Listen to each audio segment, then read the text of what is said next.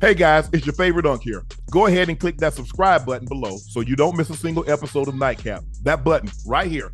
Come for the sports, stay for the stories.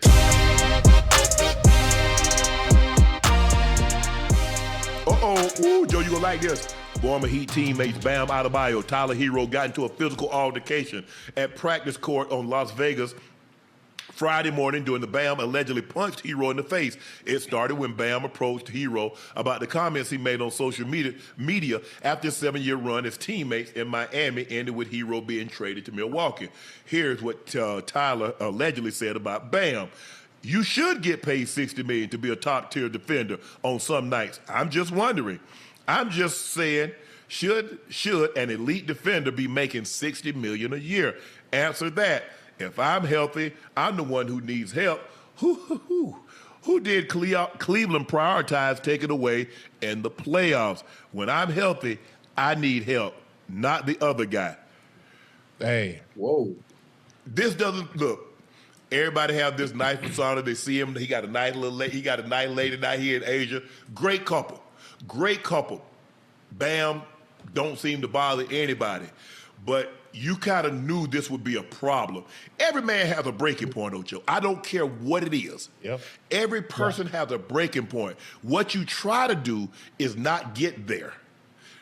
Because here's the thing. I saw an interview that said if someone was to have your back, they asked Tyler Herro. He said, Bam. Now, I don't know if they crossed paths, but they both went to Kentucky, if I'm not mistaken, right? Yeah. Under Coach Cal. Yeah. So now we're looking at a situation like you said, if anybody's going to have my back, it's going to be Bam.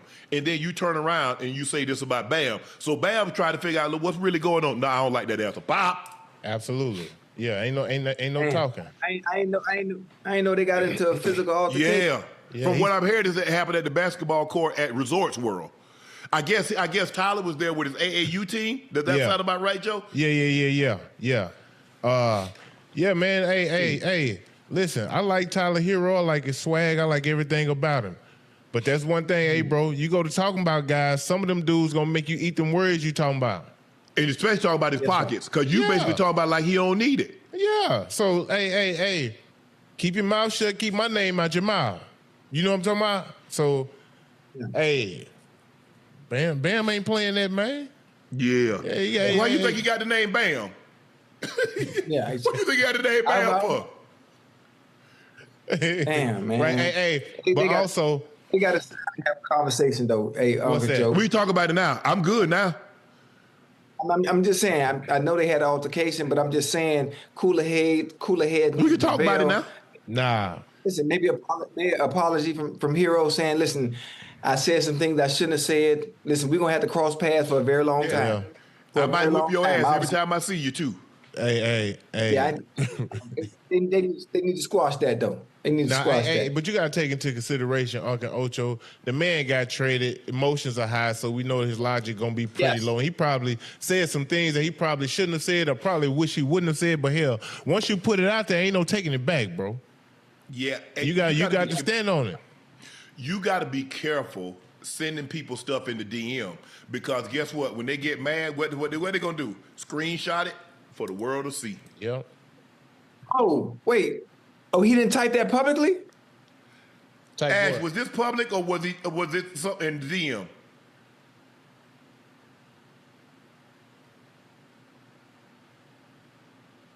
Oh, why would he post? He posted. Or the other person. Hey. So Tyler Herro posted what he said about Bam, and not the guy that he was talking to in the DM.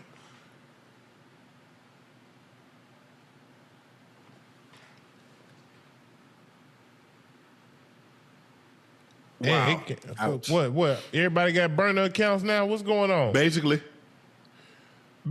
I ain't got no burner, Joe. Everybody got Burner's account and Finsta. You got a Finsta?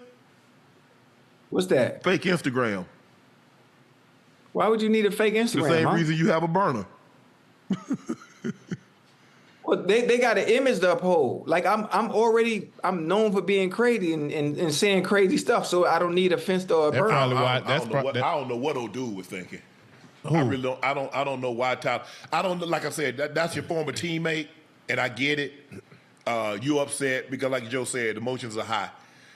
You're getting traded. You didn't want to leave Miami. That's not. I mean, to leave Miami with no state income tax in nice weather year round. I'm going back to Milwaukee. Hey, yeah, I'm from Milwaukee. I ain't trying to live there. I mean, he's from Wisconsin. I'm not going to say Milwaukee. I guess he grew up about 35, 40 minutes away from Milwaukee. Yeah. No. Man, hey, he can keep his house in Miami and come visit in the summer months. But yeah, he got a lady, got kids. So hey, you ain't gonna chase nothing in Milwaukee. Ain't nothing popping. nah. Ain't nothing popping. But I think he ain't jumped the broom yet. I thought he jumped the broom. I don't think they married. I don't think. Now don't start me the line. But if I'm not mistaken, I think I saw they had a picture on here of him and at the summer league, and I think she was here with him.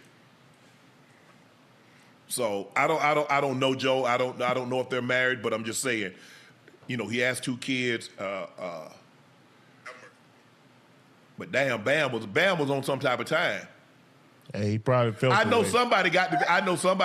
Somebody got it on screen. Somebody got it on camera. Yeah, TMZ probably. will come out with it. TMZ gonna pay somebody $30,000, $40,000 to get that. You think so? I got to talk to Bam. I got to talk to Bam. I don't know, man. You got to simmer down, Bam. You can't be around here just. They probably like just that. ran into each other, and he probably was just like, you know what I mean? What's that word? Boop, boop. Hey, Joe, it's also reported Jimmy Butler and Tyler Herro were both reportedly unhappy after Bam received a max extension. Jimmy has distanced himself from Bam, while Herro talked behind his back and even shared a graphic taking shots at him on Instagram. Mark Stein reported this. Mark Stein says on the report that here's the Heat royalty, Nick Harrison, Pat Riley. He is a modern-day Udonis Haslem. They consider him the absolute franchise pillar. I've always heard nothing but he's held in high regard by his teammates. He's untouchable. That part of for sure. He's an extension of Pat Riley, Spo's ownership. He is. And UD basically took Bam under his wing. But once UD turned down that money to go to Dallas, UD was golden. Yeah. UD took less money to stay in Miami. Yep. UD is... To Miami, it's like UD is in Miami what Kobe is to the Lakers. Yep. That's how they hold him in that. They hold him in that high regard. He is Heat culture. He homegrown. And so right Bam just slid right in. No, I'm not saying, because y'all know y'all going to twist my words. I'm not saying UD is the equivalent player. I'm saying the way he's looked at, the way he's thought of. And valued. Yes, because you know y'all, man, Unc got his mind. Unc talking about, see, he'll do anything to glaze for LeBron, talking about UD and Kobe, the same guys. They're thought of as what they are, not player-wise, the culture, what they symbolize, what we want you to be. You see how UD showed up every day, worked his ass off. Some days he played, UD might go 3, 4, 5 games, 10 games, not play. But when they called his name, he was ready to go play. Yes, sir. Every time. Every time. Kobe had this is what, hey, you play for the Lakers. You put on that purple and gold, you represent Laker Nation. Yes. You play your ass off. Ain't no shortcuts around here. Bam is the exact same way, and I can see it. Yeah. I can see it. But Bam a great player, though, Unc and Ocho. Yeah. I mean, we talk about timing and guys getting paid. I mean, this is the timing, bro. He's the best player on that team. Obviously, Giannis joining, but he can do everything. At 6'9", he can guard, he can rebound, he can score. Yeah, the man just scored, what, 75? 83. 83, yeah, 83 damn. Man, come on, man. But you know what it is, Joe? People got to understand. They paid him. They only pay you what you're worth. That's why I'm saying if they valued him as a max player, whether you believe that he's a max player, it doesn't matter. Yeah. What somebody's willing to pay determines the value of said objects that they're paying for. And I hate to put it that I'm just saying, his contract, the Heat valued him as a max player. Yeah. They gave him max money. I don't really know what's complicated about that. I don't. Me neither. Hey, and also timing, timing is everything. Well, the thing is, Ocho, think about it. When LeBron went back to, if I'm not mistaken, I think LeBron went back to Cleveland. LeBron signed a 4-year, $80 million deal. Yeah. That was in 2012. Here we are 14 years later, guys are signing extensions for $70 million. Ooh. It is what it is. You can't get mad. At your time, you were a high-paid player. I think the thing is, people look at it like, well, if you're not a Michael Jordan or a Kobe or a Shaq or Magic, how you getting that kind of money? It's just a sign of the times. And the game, it is what it is. Hey, and the game is growing internationally in a rapid pace, man. So it's gonna continue. Hell, it's gonna continue to be up there, man. The money these dudes gonna be making, man. By the time a lot of them done, Unc and Ocho, they gonna be over $500 million. Oh no! If Jokic signs this contract next year, 5 years, $355, his career earnings will be $724. Joe, within 10 years, somebody's gonna sign a 5-year contract for $500 million. Yeah. Somebody's gonna be making $100 million a year within 10 years. I can see that. Watch. I can see that. I can see that. I can see it, man. I'm telling you. Crazy. Hey. It is what it is, and I get it. Every decade player, like, God Almighty, knows. Look at the money they making. I remember when Magic Johnson signed a lifetime contract, $1 million a year. And that was a lot of money. Yeah. Yeah. $1 million. Them dudes scratching their butt with that now. Man, guys making $1 million a game, damn near. For real though. Yeah. The guys making $750 a game. Yeah. Guys making $750,000 every damn game. Game came a long way, Uncle Ocho. That's just the same thing with football. I remember guys used to get $1 million signing bonus and think they thought they hit the lottery. Now, boy, you offer somebody $1 million signing bonus, he better be an undrafted free agent. Ocho, you better not. Think about the first rounders, what they're getting. The first rounders get their contract fully guaranteed. Yes. So the $60 million fully guaranteed, they get you a check, cut you a check, $40 million out the rip. Eesh. It is what it is. I can't get mad at a player. I don't get mad at anybody. I was like, well, maybe if I go out here and do my job a little better, they'll pay me too. Yeah. That's the way I look at it. I can't get mad. How I get mad at the player? It should inspire He you. didn't pay his damn self. Now, if he'd paid his damn self, I was like, now you know you wrong for that. Yeah. But he didn't. They gave him that money. Yeah. But all I needed to do was see some of the guys that they were playing, that they were paying. That's all I need to see, Ocho. I'm better than you. Motivation. Hold up. You make $250? Oh, I can't wait till my contract up. Yeah. Motivation. I can't wait till my contract up, Joe. Hold on. That's the only way to look at it. How much you got? Oh, okay. Motivation. Hey, facts. Hey, my rookie year, Unc and Ocho, Paul Pierce had just signed for like $96 million. Woo! It was like his fifth. It was 5 year, Joe. yeah. 5 year. I think it was more like it probably about 6 or 7 years, but it was like for $96 million. And I was a rookie, and boy, listen, I'm like, damn, Paul got $96 million. Damn, he out here with this little weak ass jab step. You mean tell me he killing people with this little jab step, and I'm talking about he top 3 in the NBA in scoring. I'm like, shh. Boy, I gotta steal a little game from him, add to my game, cause hey, when it's my time, I'm coming through, baby. Joe, my rookie year, Joe, I made $63,000. I made $63,000, got $22,000 to sign. You was balling. I told Mr. Bowler one time, the owner, he passed away, rest your soul, Mr. B. I said, Mr. B, you paid me, you gave my signing bonus out your back pocket, did you? He talking about Sharpie. I said, you did. I said, but that's okay. He said, I think you made up for it over the years. I said, I did. You was right with me. Yeah. I said, but I think you got a pretty good player too, right? 53,000, Ocho. Damn. Hey, Unc and Joe. What's up? You know what I'm thinking about too?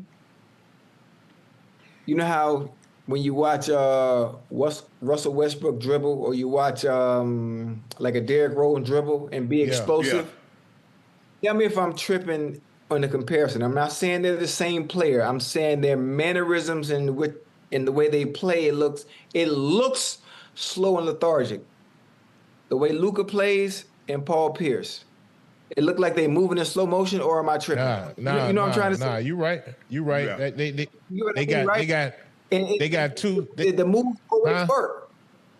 In the moves, they always work. Because it's not about being faster or quicker than you, Ocho. It's being deceptive and having a quick first step.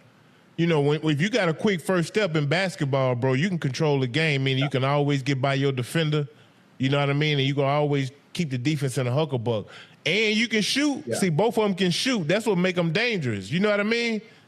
Man, I used to watch, my rookie year, bro, I watched Paul Pierce score the easiest, probably 46 points in his life, just off a catch, jab, jump shot. I'm like, damn, man, how they keep falling for this? But you know what I mean? It's like the little simple moves, but you have to perfect them. And, man, when I tell y'all he had it down to a science, oh, my God. Man.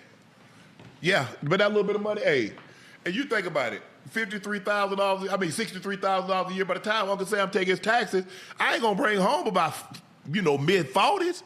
Damn, you still balling no Wayne. Tell the truth. Look here. I was first team All-Pro. Started the Pro Bowl. I went to 3 Pro. Ocho went to 1, 2, 92, 93. First team All-Pro. Led the team. I led the team in receiving 2 straight years, 92, 93. Led all tight ends in catches, yards, and touchdowns in 93. Made 325. Was a first team All-Pro and started the Pro Bowl for 325. Damn, that was with incentives and all that. Man, look here. I had incentives from the previous contract, but I started taking incentives out when they didn't let me get that 100,000 because I made 325. So check this out. Last game of the season, I think I need like 121 yards. I get 6 for 116 in the first half, so I got 995 and 2 touchdowns. I don't catch another pass. Why you ain't tell John? Ocho Joe, I go back out there the next week. I catch 13 for $153. Damn. And a touchdown in the playoff game. I told you I didn't know it. I didn't know it at the time, Ocho. I didn't know. I didn't know. I wasn't one of them guys, because there are a lot of guys probably at half go look at their stats and like, oh man, I got this. Had I known, I probably would have. I'd never done that before, but I probably would have. Yeah. Because to get 1,000, because receive tight ends didn't get 1,000 yards back then. It's still a gold standard for a tight end to get 1,000 yards. Especially we ran the ball. You was running the ball. That's why so few tight ends had 1,000 yards, because everybody ran the ball. Right. Man, so I took it out. And then they's like, we want to do a contract extension. Man, I was so happy. I took less money because I could have got more. But by that time, Joe, I had 3 kids. I had to feed. You had to get out you live. I said, what y'all offering? Because I could have, if I'd have just waited, and my agent was like, you should wait. I said, I can't wait. Yeah. I said, man, I got 3 kids. I already know. I said, I would love to wait. And I know they wasn't trying to hear that. It's like, look, I might need y'all to hold lot. Shh, man, please. Yeah. Hey. So I was like, hey, but that's all right. I said, that's all right. I get it. I get back to the table. Oh yeah. I get back to the table. It probably kept you working hard too. Oh man. Yeah. Did it? Oh yeah. But Joe, I was spending money like I was making $1 million a year. between the kids' private school, between kids' private school, Ferrari, big Benz, sister, buy my sister stuff, because when I first got to Denver, Joe, my girlfriend was in school. I was paying for her, I was sending her money so she could pay for tuition. Yeah. Yeah, I was That's me, Joe. Yeah, I can see that, man. I know you a good dude. You know what I mean? I can see you doing that. Ain't nothing wrong with that, man. My mom, like, hey, baby, your mom like, I like, Mom, look, I don't know what you think. I said, but I ain't making spanky type money. But hey, you running through that check you got, ain't a man? What? Man, please. Hey, yo, I had to have card signing. Man, I think I signed, what the card? I think, Ocho, my rookie year, back then, they used to send the cards to you, Joe. Yeah. But you know how people are, Joe. They let somebody else sign the cards for them and ruin it for everybody. I ain't gonna lie, I did that one time, boy. I was a rookie, Unc and Ocho. Boy, they hadn't sent me so many cards, but they had paid me a nice chunk of change. I'm like, man, I ain't no way in hell I'm being finished all these cards. Man, I had my cousin sign them cards. They sent them cards back so quick. Man, what is this? Yeah. Yeah. But no, man, hey, Bam, hey, I don't condone violence, but I just think the thing is, Tyler, look, you felt that type of way. I don't know what. You got paid. They were upset at you because every time they turn around, you were hurt, Tyler. And Bam never said a word. Bam never said, well, damn, man, bro, sure wish you was out here, X, Y, and Z. And that's one of the reasons that I get it, because your name always came up. Yeah. They have made it abundantly clear. The only person that was untouchable was Bam. Yep. The only person that's been untouchable for the Heat is Bam. Yeah. Rightfully so, though. There's a reason why. Because he's so dynamic and so versatile, Unc and Ocho. You put him with the right squad. Like, they put this great team in Miami that they got going now, and they add a couple more pieces. Hey, man, you got a championship caliber team, and he'll be the centerpiece of that.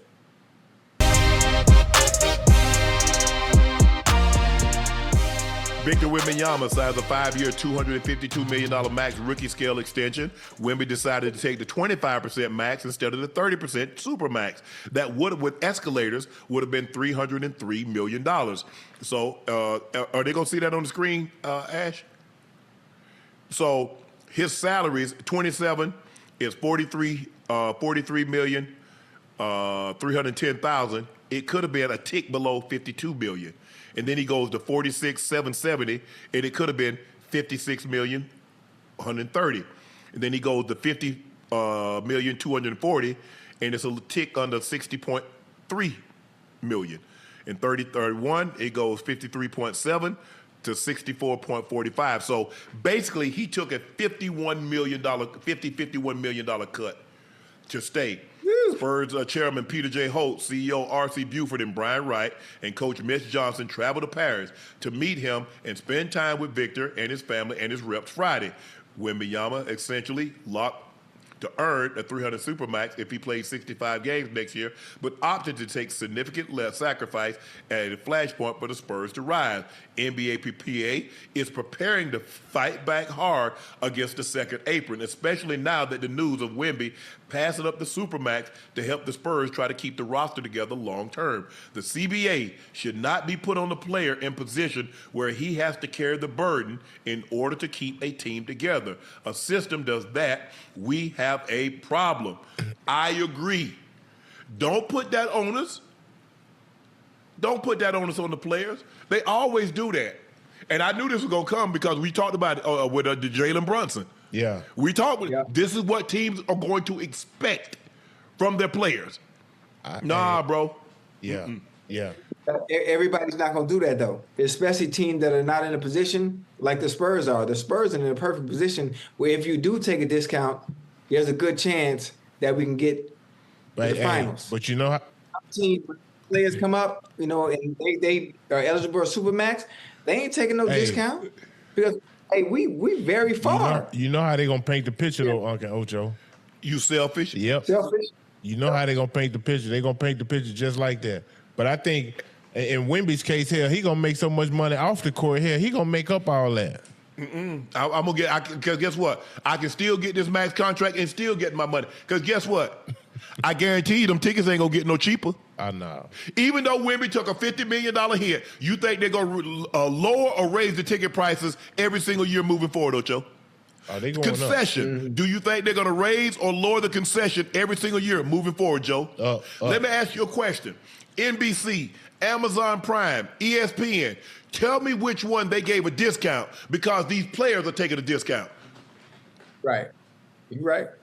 Well, we're going to talk about this in a second, Joe, before you go. You see what the Seattle Seahawks just went for, Joe? Ocho? What they went for? 9.6.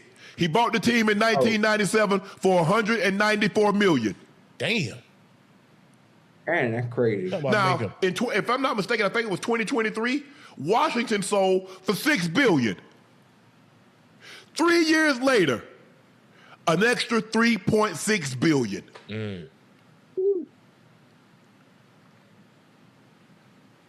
Now, I want to know, did they say, you know what?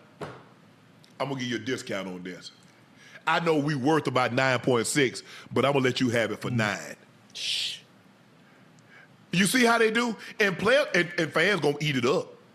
Fans don't know. Even if the team sacrifices money, you still going to pay full price. Your PSLs ain't going to go down. Your playoff tickets price ain't going to go down.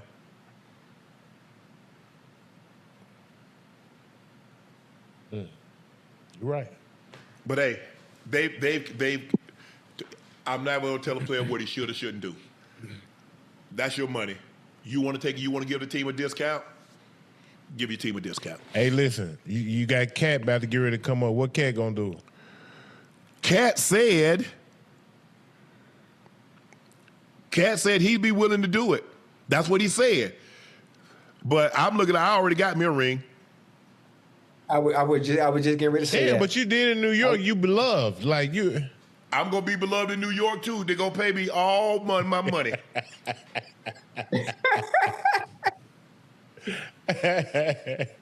Hey, but what about the squad, though? if we pay you all that money, we're going to have to get rid of 2 guys. We might have to let Bridges or OG or Hart or somebody go. We want to keep the band together, don't we? We want to run it back, they just gave OG 5 years for 206. Brunson in 28 comes up, he'll be eligible for a 400.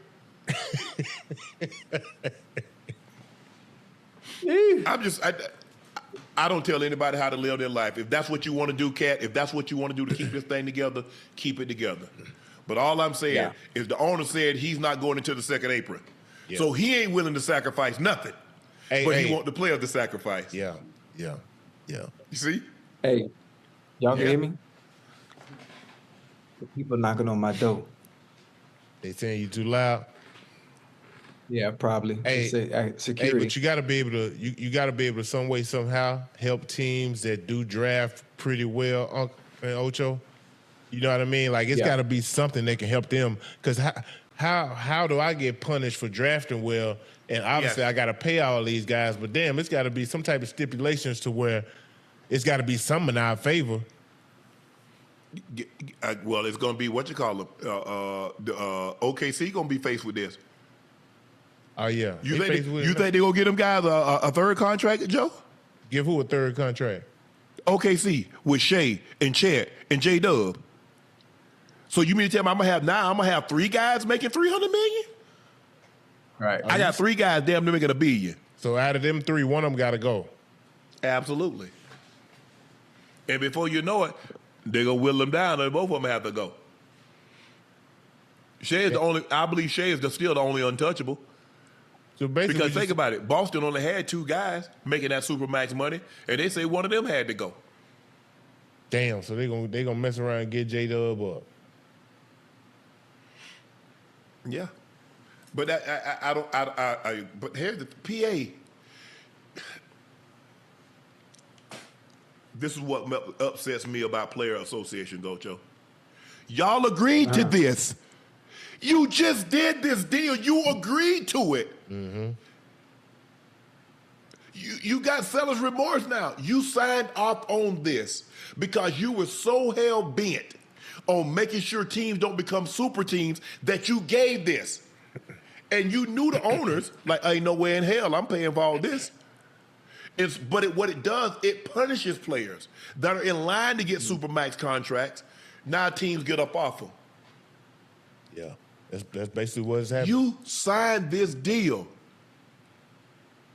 Terry Crews, T. Cruz, I've been knowing T. Cruz. He played with my brother. So I've been knowing T. Cruz 30 years. When I sat down with him, he said, Shannon, a lot of people in Hollywood, he said they nod yes, but they mean no. Yes, no. Joe, they just signed this deal, Joe. Yeah. So unless the owners went back and put these stipulations in there after the fact, what are we complaining about, Ocho? What are we complaining about, Joe? Joe, this is your field. Tell me what we're complaining about. Because you got these $1,000, $1,500, $2,000 hour lawyers that can read better and can comprehend better than what you can. Tell me what was added. So with this second apron, did this just come in this year, or was it in the CBA that you negotiated? I'm going to be honest with you, Unc and Ocho. I have no damn idea. I don't. But this second apron, I know it just started. You know what I mean? Because now you're having to break these teams up. But I don't know, when it came into a play, whether it's been 2 or 3 years. But I'm just seeing the effects of it. Hold on. I'm going to tell you when it started.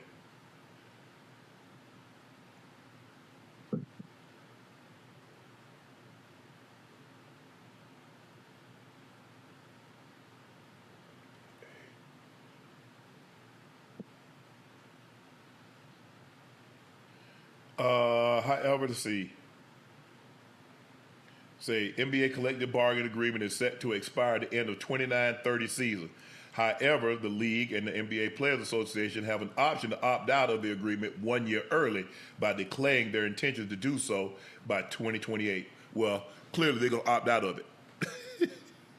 Yeah. Clearly they're about to opt out of it.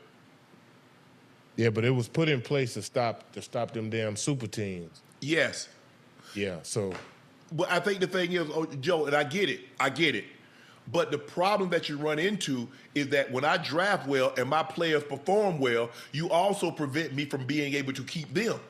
Yeah, that's what I'm saying. Like, I don't think a team should be penalized for that. If you draft well and your teams do well, or your players over-exceed expectations, man, you shouldn't be punished because you can't pay all of them. You know what I mean? Like, there has to be some type of stipulations in there to where, hell, if I draft you, we should be able to some way, somehow keep you, and it don't really kill our salary cap like that. The current agreement was ratified by the NBA PA membership in April of 2023. It took effect July the 1st, 2023. So, Ocho, they signed off on this. Yeah. They signed off on this.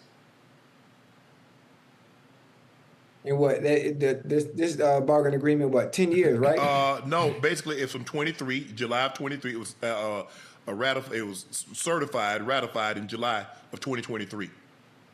So, and it goes until 2030, but you can opt out. If you can opt, you can say, okay, I want to opt out, and so you opt out a year before it ends, and so in 28 it can be the final year of it. So in other words, everything that's in this contract, Joe, was in there in 23 when they signed it. Yeah. But you see what happens, Joe?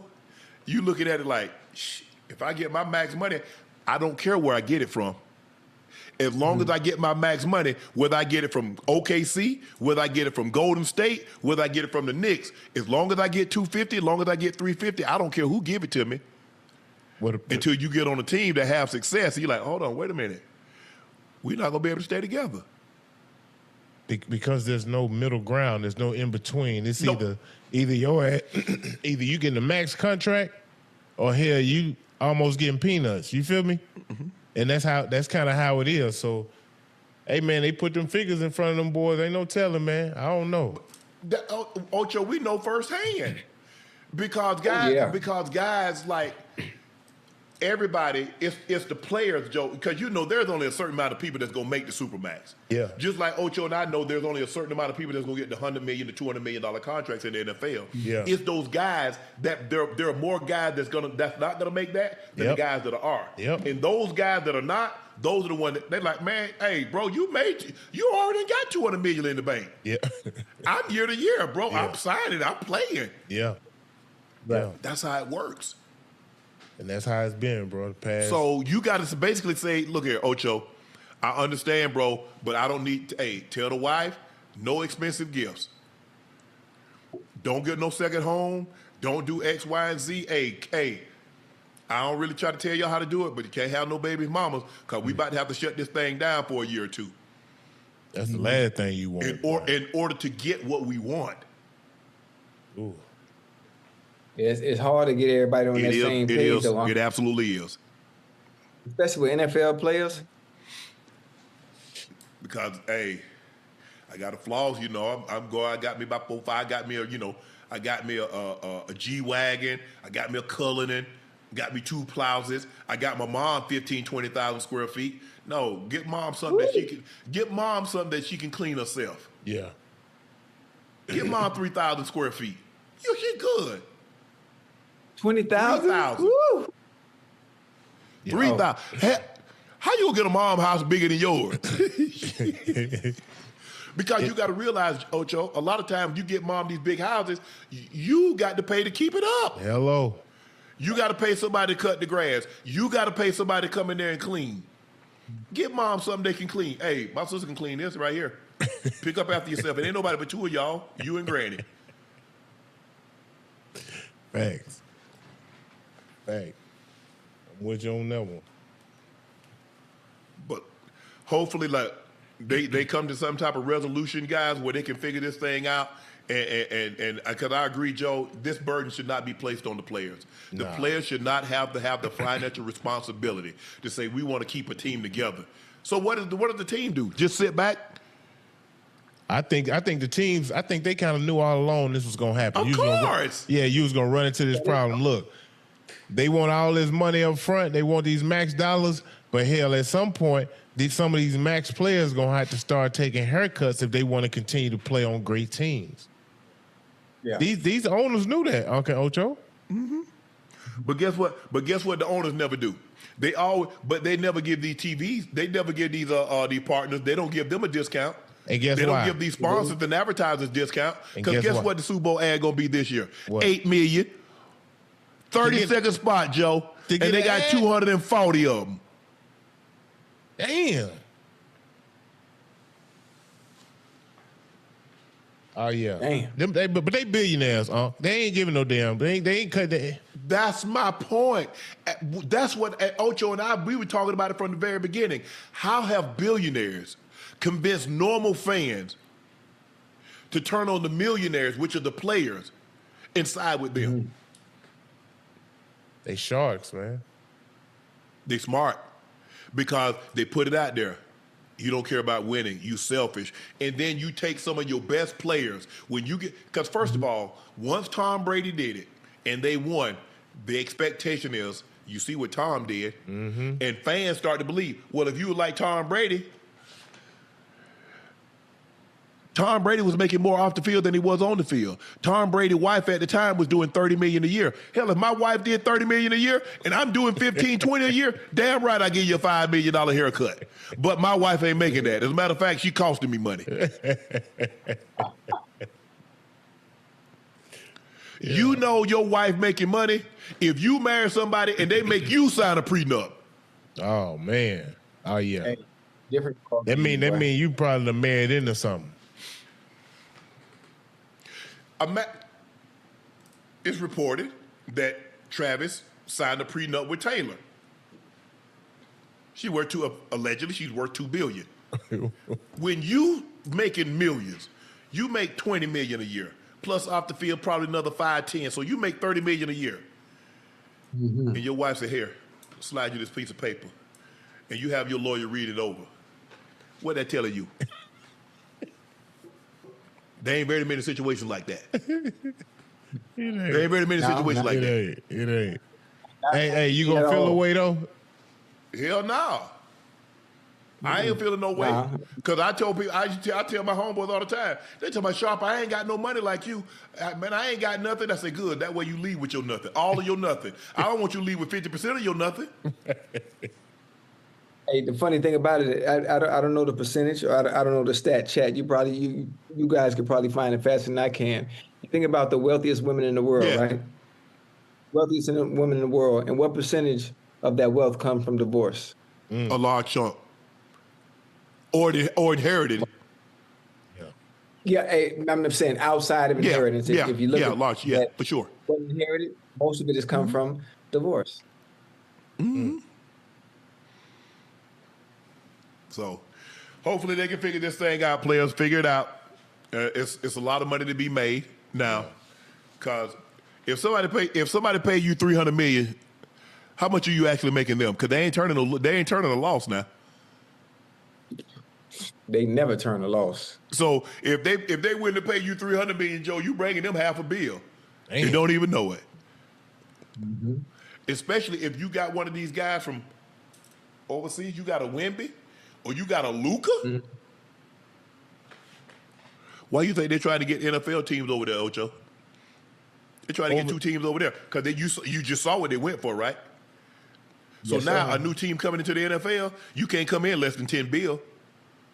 Hold on, they trying to get it over where, huh? Overseas, they try to get 2 NFL teams overseas. Damn. That's a long flight. No, bro. but see, if they got 2 teams overseas, you go over there and you play both teams. You stay for And 2 then weeks. You come back. Okay. But at some point, them teams gonna have to come here. Yeah, now. for sure. And then they'll stay 2 weeks, 3 weeks, and then they'll go back over there and stay 2-3 weeks. I like that. I like that idea. That ain't bad. But for $20 billion, what you think the owner's thinking? And they chop that up 30 ways. You say for how many billions? $10 billion. You ain't gonna, 20. because you're not gonna be able to get one for less than 10. Yeah. Oh yeah. The Cincinnati Bengals value just increased. I think I think y'all, Ocho, and I ain't taking no shot at you. I think you guys are the least valuable team. Don't do that, huh? Don't do that. But least valuable now is $5 billion. Okay, we rich. Yeah. We rich. $5 billion. John Morant spoke for the first time about the perceived bad boy image since being traded to Portland. Let's take a listen to what John had to say. I mean, obviously, I've done, what I've done in the past, but it's been addressed and handled already. So I don't see why, years later, that's still the topic when nothing happened since, And I feel like if I was that guy, y'all wouldn't be talking to me now. I wouldn't be here. So you did build up a big fan. I agree with what he said. He's like, look, bro, give me a chance. What I did there. Now I'm here. This is a new slate. I'm with a new team. If I run a foul, you have the right to bring that up. Now we done got it out the way now, Ocho. Joe, we addressed it. Yeah. I don't need every time that we have a conversation, you talk about what I did in Memphis 2 years, 3 years ago. Hey, right. But we know it's gonna follow him, Unc and Ocho. I know he don't want to hear. I know he want to move on. I know he want to start over, have a new slate. But hey, man, some of the images that's left in people's head, bro. They want to know your thought process, what you were thinking at the time. What he has to do is just stay focused, bro, and keep grinding. Yep. Hey, that's it. Head down. Keep chopping wood, partner. But along with that too, Uncle Joe, obviously, chat, y'all listening to me too. We have to understand what makes Ja Morant special. What makes him as exciting and the polarizing player that he was in Memphis. Not the off the court stuff. I'm talking about him on the court.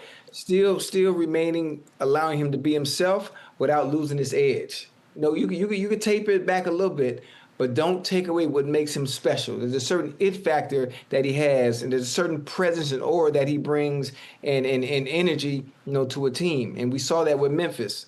So we don't want to take it all away from him. We just don't want. How about this here, Ocho? Just keep the guns off social media and keep the guns out of buildings where you shouldn't have them. That's all we asking, Joe. Hey, hold on. I got one more. Okay, can he throw the grenade at least? Let the grenade go. Let the grenade go. Hey, listen. I like all the antics because for one, it lets me know he's enjoying the game and having fun. And it seems like he's lost his joy for the game, Unc and Ocho. And I could be wrong, but just by listening to him talk, like I want to see him get back enthused about playing the game. I want to see him get back to being that kid that we enjoy watching, bro, who was box office, star-studded every night, putting on the show. That's what we want to see, man. Like, body language don't lie. You know what I'm saying? So when I see you out there training, working out, playing, like I want to see that enthusiasm coming from him, bro. Like I just feel like the past couple of years, because he's dealt with so many injuries and so many setbacks, that it's took the love and joy and passion away from him. Even the times he has played Unc and Ocho, hell, he's just been, just kind of out there. I want to see him get back to having fun, man. And you know what also, what's that? Not only a change of scenery, it can be a good thing for you, but it can also be a wake-up call. Absolutely woke him up. They moved him. He was their franchise player. I was just going to say that. You the franchise player. You the face of Memphis over there. And they had the nerve to move me. And they didn't get a whole lot for you. That lets you know, Joe. Now, the next move it's going to be, because they got little or nothing for an all-NBA player, an all-star player that's 25, 26 years of age. They basically had to give him away. Yeah. That ain't normal, bro. So, hey, he another guy. We talk about JB who gonna be motivated. I'm looking forward to Ja, being motivated as well, bro. Getting back to enjoying the game, man. I gotta see it, bro. He got too much talent. He's phenomenal, man. Too much talent, Unc and Ocho. I gotta see it, bro. But guys moved to a new start. For me, I know it's back there, but okay, change of scenery. Now he go here, cut up. Now you just lost me. Nah, I think. But I'm willing to give the man the benefit of the doubt that he's at a new scenery. He has a change of scenery. I believe hopefully he's learned his lesson, and he's gonna be a model citizen. Like I said, just keep the guns off social media. Don't take them where you're not supposed to have them, and you be fine. Yeah, I don't know what made the man put a firearm on social media, Joe. I still don't understand that. Hey, but you don't be thinking, Joe. You don't. Yeah, I mean, you get so caught in the moment, bro. From the times that it did happen to him when he was in the little strip joint and riding with his partner, like you get so caught up in the moment, bro. I don't know, man. I don't know. Joe, we flew. Look, I ain't never thought about taking that tool with me on the road. I ain't either. I ain't gonna lie to you. And it used to be a lot easier back in the day, boy. You get that thing on there. I'm talking about when nobody know nothing. Nothing. Because we pulled right up, got off, ain't have to go through no metal detector. They just rock your ass right up on the steps of the plane. Nothing, bro. I'm talking about. Ew. And I definitely ain't took no. Barney Porter used to tell us all the time, he said, son, if you got to take a weapon somewhere with you, you don't need to go there. Right. You don't need to go there.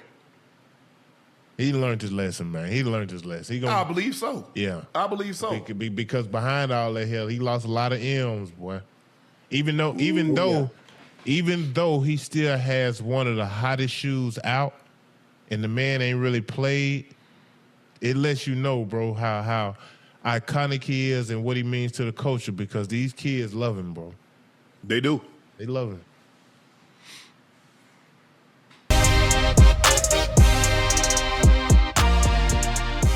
Draymond Green wants to know if Udonis Haslem, will keep the same energy for Bam punching Tyler Herro that he did when Draymond punched Jordan Poole. In order to provide a full context of what this beef is brewing, here's Draymond full quote about UD. Let's take a listen. I remember one person when the Jordan Poole incident happened with me who was really, really, really outspoken about it, who like everyone else didn't have a ton of context because you weren't there, but was really outspoken about it. And it really bothered me was Udonis Haslem. And the reason it really bothered me is because, man, everybody can have an opinion, and your opinion is what your opinion is. But I saw Udonis Haslem get into it with guys on teams that was younger than him before, a la Jimmy Butler. I had seen that before, and then he came out and he like, that's ridiculous. You get into it with your young guy. I can't believe you did that. And it really bothered me because I was like, damn, man, like, so this dude ain't never been in practice where somebody get into a fight. He never got into a fight in practice. Maybe not. He been in Miami the whole time. Maybe they don't have fights in their practices, the heat, what is it? Heat culture or heat wave, or maybe they don't have fights. Like, it really threw me for a loop because, I don't really care what most people say, but when I have respect for certain guys, it does matter when you have respect for guys. And so when I saw that, I was just like, damn, man, this dude doing what everybody else doing, acting like he. And so when I first saw this, I was like, damn, this is two young guys Udonis Haslem raised. And yeah, they not on the same team no more, but if you raise this young guy in the light of what you were saying about me, and now he punches this other young guy that y'all kind of co-raised, are you going to have that same energy? And the reality is I don't really want him to have the same energy because I love Bam. That's my brother. Love Bam. It's my dog. Won a gold medal together. So I actually wouldn't want someone even had that same energy towards Bam. However, I just was wondering, like, man, I wonder what Udonis Haslem going to say. Hey, he said something back. Well, here's the thing. I'm not going to read the whole thing, but you tweeted at Money Green. I see things just don't change. You was on some sucker-ish for years when you swung on Jordan Poole, and you on some sucker-ish now. I usually don't engage, but since you went so far to the left to get my attention, here it is. If you think your big 32-year-old, 3 or 4 rings, at the time having ass, swinging on a 23-year-old Jordan Poole at the same time, then you're even more delusional than I thought. As you can see right there, he said, look, Bam is 28, Tyler Herro is 26. And he goes on, he says, call it heat culture or whatever you want before I let one player disrespect Spo in front of the squad. Cut his legs out, disrupt 15 other guys trying to get accomplished. I'll kick his ass. I owe that to Zoe, to Tim, Glenn, and the rest of the OGs. I don't really vibe you, and I think you know that unless it's me in prime talk hoops, I won't mention you at all. But you basically said you brought it to me, so that's what it is. Me personally, I don't think. Look, I see it from both sides of the equation, Joe. But I look at it like this. And the one mistake that Jordan Poole left, Ocho, if you got tension, okay, somebody on one end of the field, and y'all talking, man, F you, Ocho. Ninja, F you. You ain't gonna do nothing. All that woofing, all that talking. Yeah. As long as you over there, I'm over here. Right. We good. What I'm not gonna let you do, Ocho and Joe, is close the distance, you still got that hostility. Yeah. Hello. Yeah. That was Jordan Poole's mistake. Yeah. First of all, somebody got that hostility, you don't let them walk up on you. No. You get off the first one. Now, if he's still standing out that, you might have to take off running. But if you get off a clean shot, and he's still standing, you going to get your ass whipped anyway. Hey, well, 2 things you got to have, right? I'm not sure where Jordan Poole grew up. I don't know anything about his background. I don't either, Joe. You always have to understand, for one, spatial awareness. Yes. Spatial awareness, and understanding and having self-awareness, especially when you get into it with somebody. And I think maybe Jordan Poole thought, well, we're in a structured environment, we're at practice. I don't expect anything like that to happen here. But that's what most of the time happens in general. It happens. So, I mean, it happens. What they do, Ocho? What they do that at? Joe, what they do that at? You argue, you done seen pickups. You know, all of a sudden, if 2 people, and obviously I'm saying a football field, but in a basketball court, the basketball gym practice gym is only so big, so you could hear everything he's saying, and that man getting closer and closer, and y'all still, the elevation is in both of you guys' voice. Right. Yeah. And you let that man close the distance to be able to get that shot off on you? Yeah, because if you see the video, Jordan Poole kind of pushed him first, and then that's when he came with the, But yeah. Now, you know, I don't really know, bro. I think in certain situations, certain guys, he wasn't thinking that Draymond was going. No.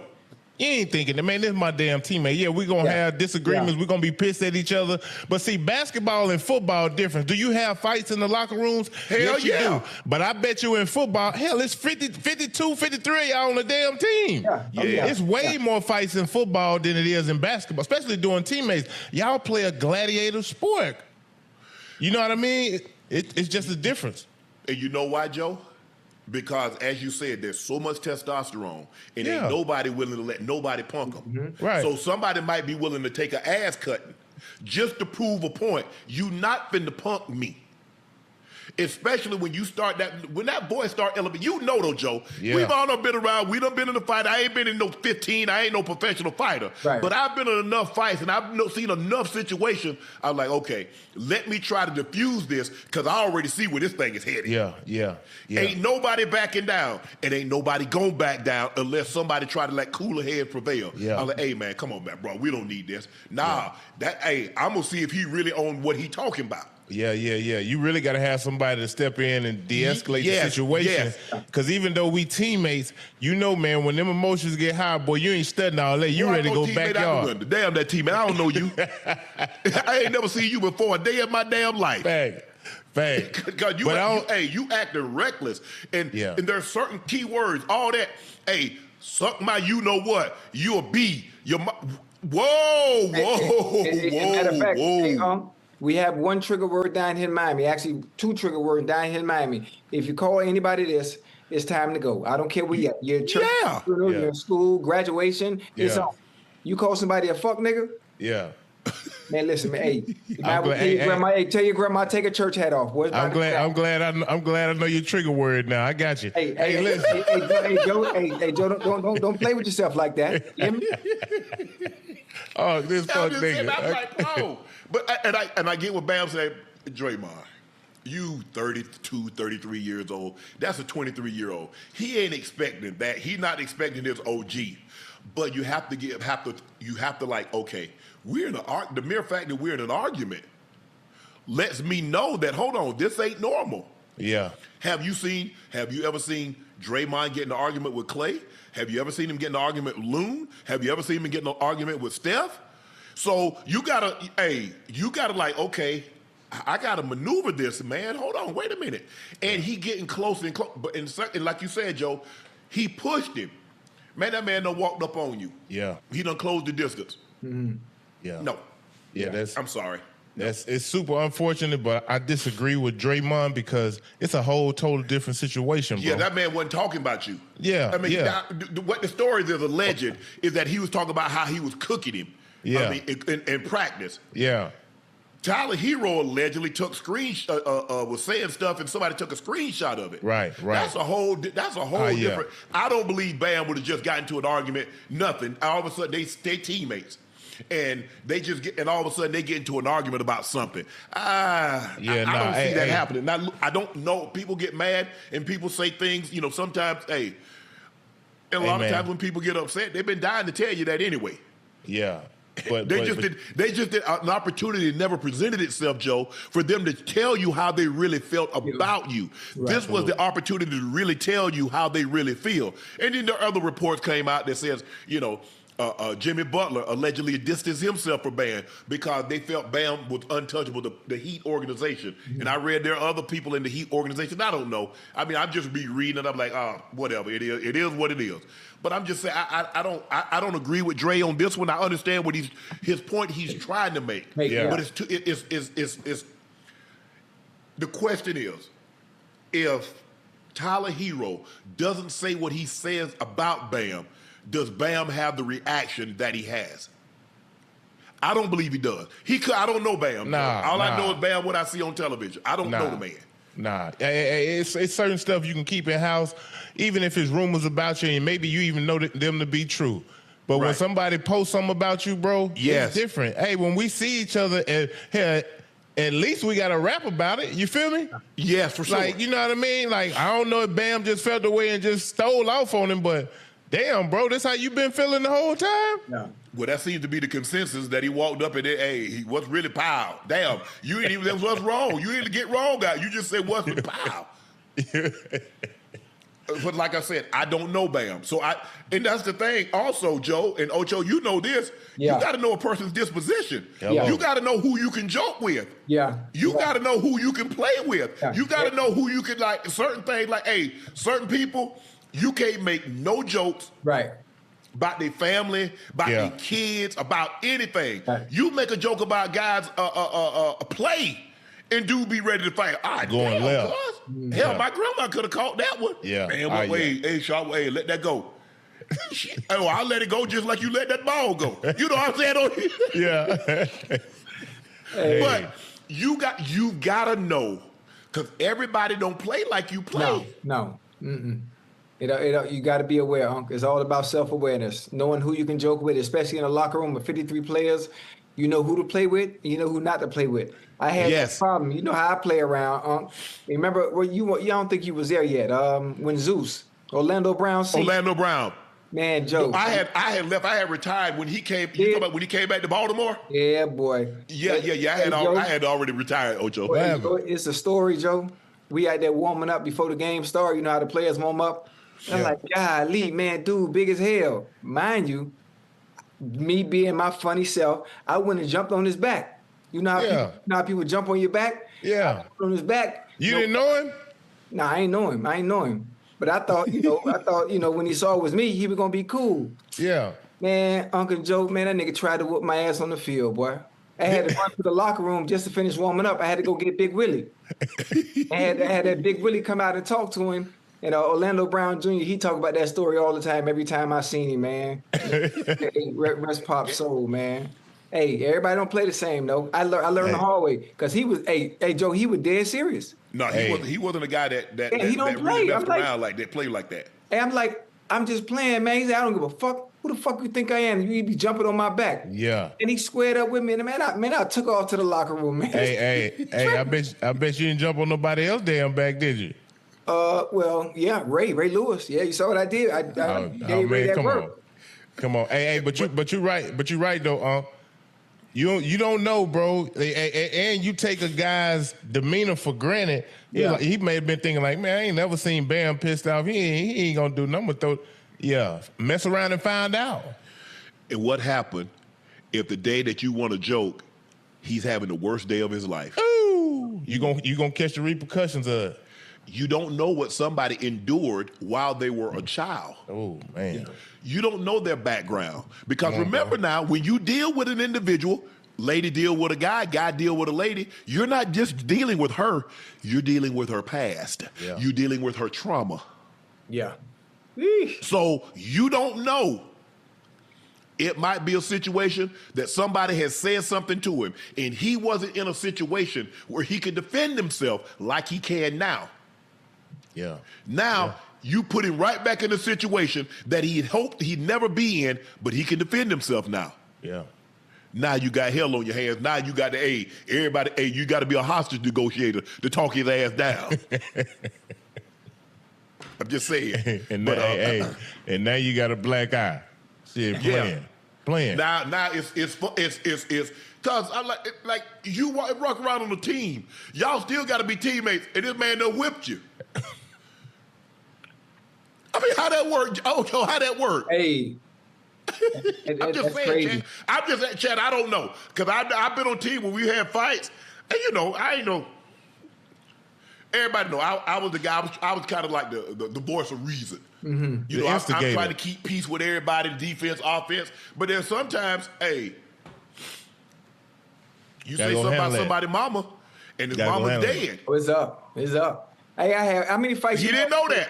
Unc, you ain't never had no fights in training camp, especially training camp. No. Nah, hell no, man. Ocho, man, it's 100 degrees. We're gonna be out there 2 hours. I'm saving that energy. Yeah, I had one fight. I never forget. I had one fight with our safety at the time. I think it was. I don't know if you remember. His name was Madu Williams. He was good. He was nice. I know. Yeah. Yeah, really solid safety. And we got into it. I forgot what it was. Maybe he hit me after a play or something like that. But yeah, it wasn't long. We just a little scuffle. Yeah, that was it. That was the only time I ever had a fight, and that was in training camp at Georgetown. And probably we had that fight because we was tired of playing against each other. Yeah. Oh yeah. Hey, he probably overly aggressive. Yeah. And Ocho, Huh? he was overly aggressive. I think so. I think he might have been. And knowing that, okay, we got the pads on, if anything, just stud me up. Of all players that actually hit, don't hit me. Yeah. We need, hey Joe, don't hit me. We need on Sunday. And I just, Marvin said, Marvin hit that whistle. Man, you motherfuckers don't get y'all that. And then that was the end of it right there. Dang. Mm-hmm. No, because I already know, we're not practicing hard enough. If you got that kind of energy to fight, we're not practicing hard enough. Let's go. Another 30 minutes. Bro, we out there hour 45 already. Yeah. And in 2 a day? Oh, man, bro. Man. Now, if you brought, you have a joint practice, Ocho, that's something entirely different. Yeah, now that's always hey, fight, guys, no matter man, what. I'm tired, man. What you want to do, man? Hey, let's get out of this practice. Every play, Joe. Hey, cut it out. Hey, get his ass out of there. Somebody in there get in there. Hey, next play, same thing. Same thing. And you know what's funny, Joe, Uncle Joe? What's that? Every year on ESPN, they have these long think pieces about joint practices and everybody fighting. Mind you, I've been retired now 13 years, and every joint practice, it's a fight, and they get on ESPN acting like, oh my goodness, I can't believe they fighting in training camp. I can't. Hello? Have y'all ever been in an organized activity with 2 different teams competing with pads on? Hey. There's going to always be a fight. And plus, hell, y'all tired of playing against each other. So once you do play against somebody else, all that testosterone start to come out because that y'all playing a sport that's built off contact. Yeah, y'all looking for it. Y'all looking for the confrontation. Mm-hmm. Ocho. Yeah. Joe. We play a sport that was built on intimidation. Well, that's a good one. That's a good one. That's a good one. We're trying to move a man. We're trying to break a man's spirit. Yeah. That's what football was founded on. You got a plot of land. I got a plot of land. My job is to try to get as far as I can on your plot of land. Your job is to try to get as far as you can on my plot of land. Yeah. I ain't going nowhere. Because I know if you keep setting up shop on my side, pretty soon you're going to own the real estate, and I ain't going to have nothing. Hello. I like that. And it's so funny. If you think about it, Uncle Joe, I mean, obviously y'all see me in person. Joe, you see me. Uncle, you see me, for years. Is the intimidating factor is I wasn't able to do it because I'm not imposingly intimidating at all. No. So, Uncle Joe, I tried to intimidate as well, but I played the mental game. Right. Trash talking. Now, if I get you out your game, I'm going to get you out your game up here. Yeah. Not with this, because I don't have that. So I had to use talking trash to get you out your game. If I can get you angry, I got you. Yeah. Yeah, for sure. I got you by this much. I just need to get you angry. I need to get you to converse with me, which is why I never wore a mouthpiece, Joe. I ain't wear a mouthpiece on purpose. Mm-mm. If I can get you in a conversation, I got him all game. But you know what? Even no matter where I've been, we playing cards, we rolling dice. I say, look, guys, hey, somebody gonna win, somebody gonna lose. Somebody gonna be talking ish, and somebody gonna get upset. We gonna keep our hands to ourselves. Yes, sir. Ooh. Ain't nobody here I got kids. You got kids. But I don't see none of them right here at this table. Keep your hands to yourself. We fine. Mm-hmm. We fine. You know how they go. We cool.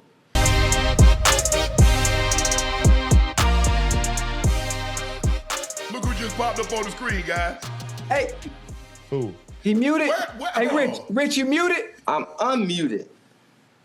Hey, what's up? What's up, twin? What's good?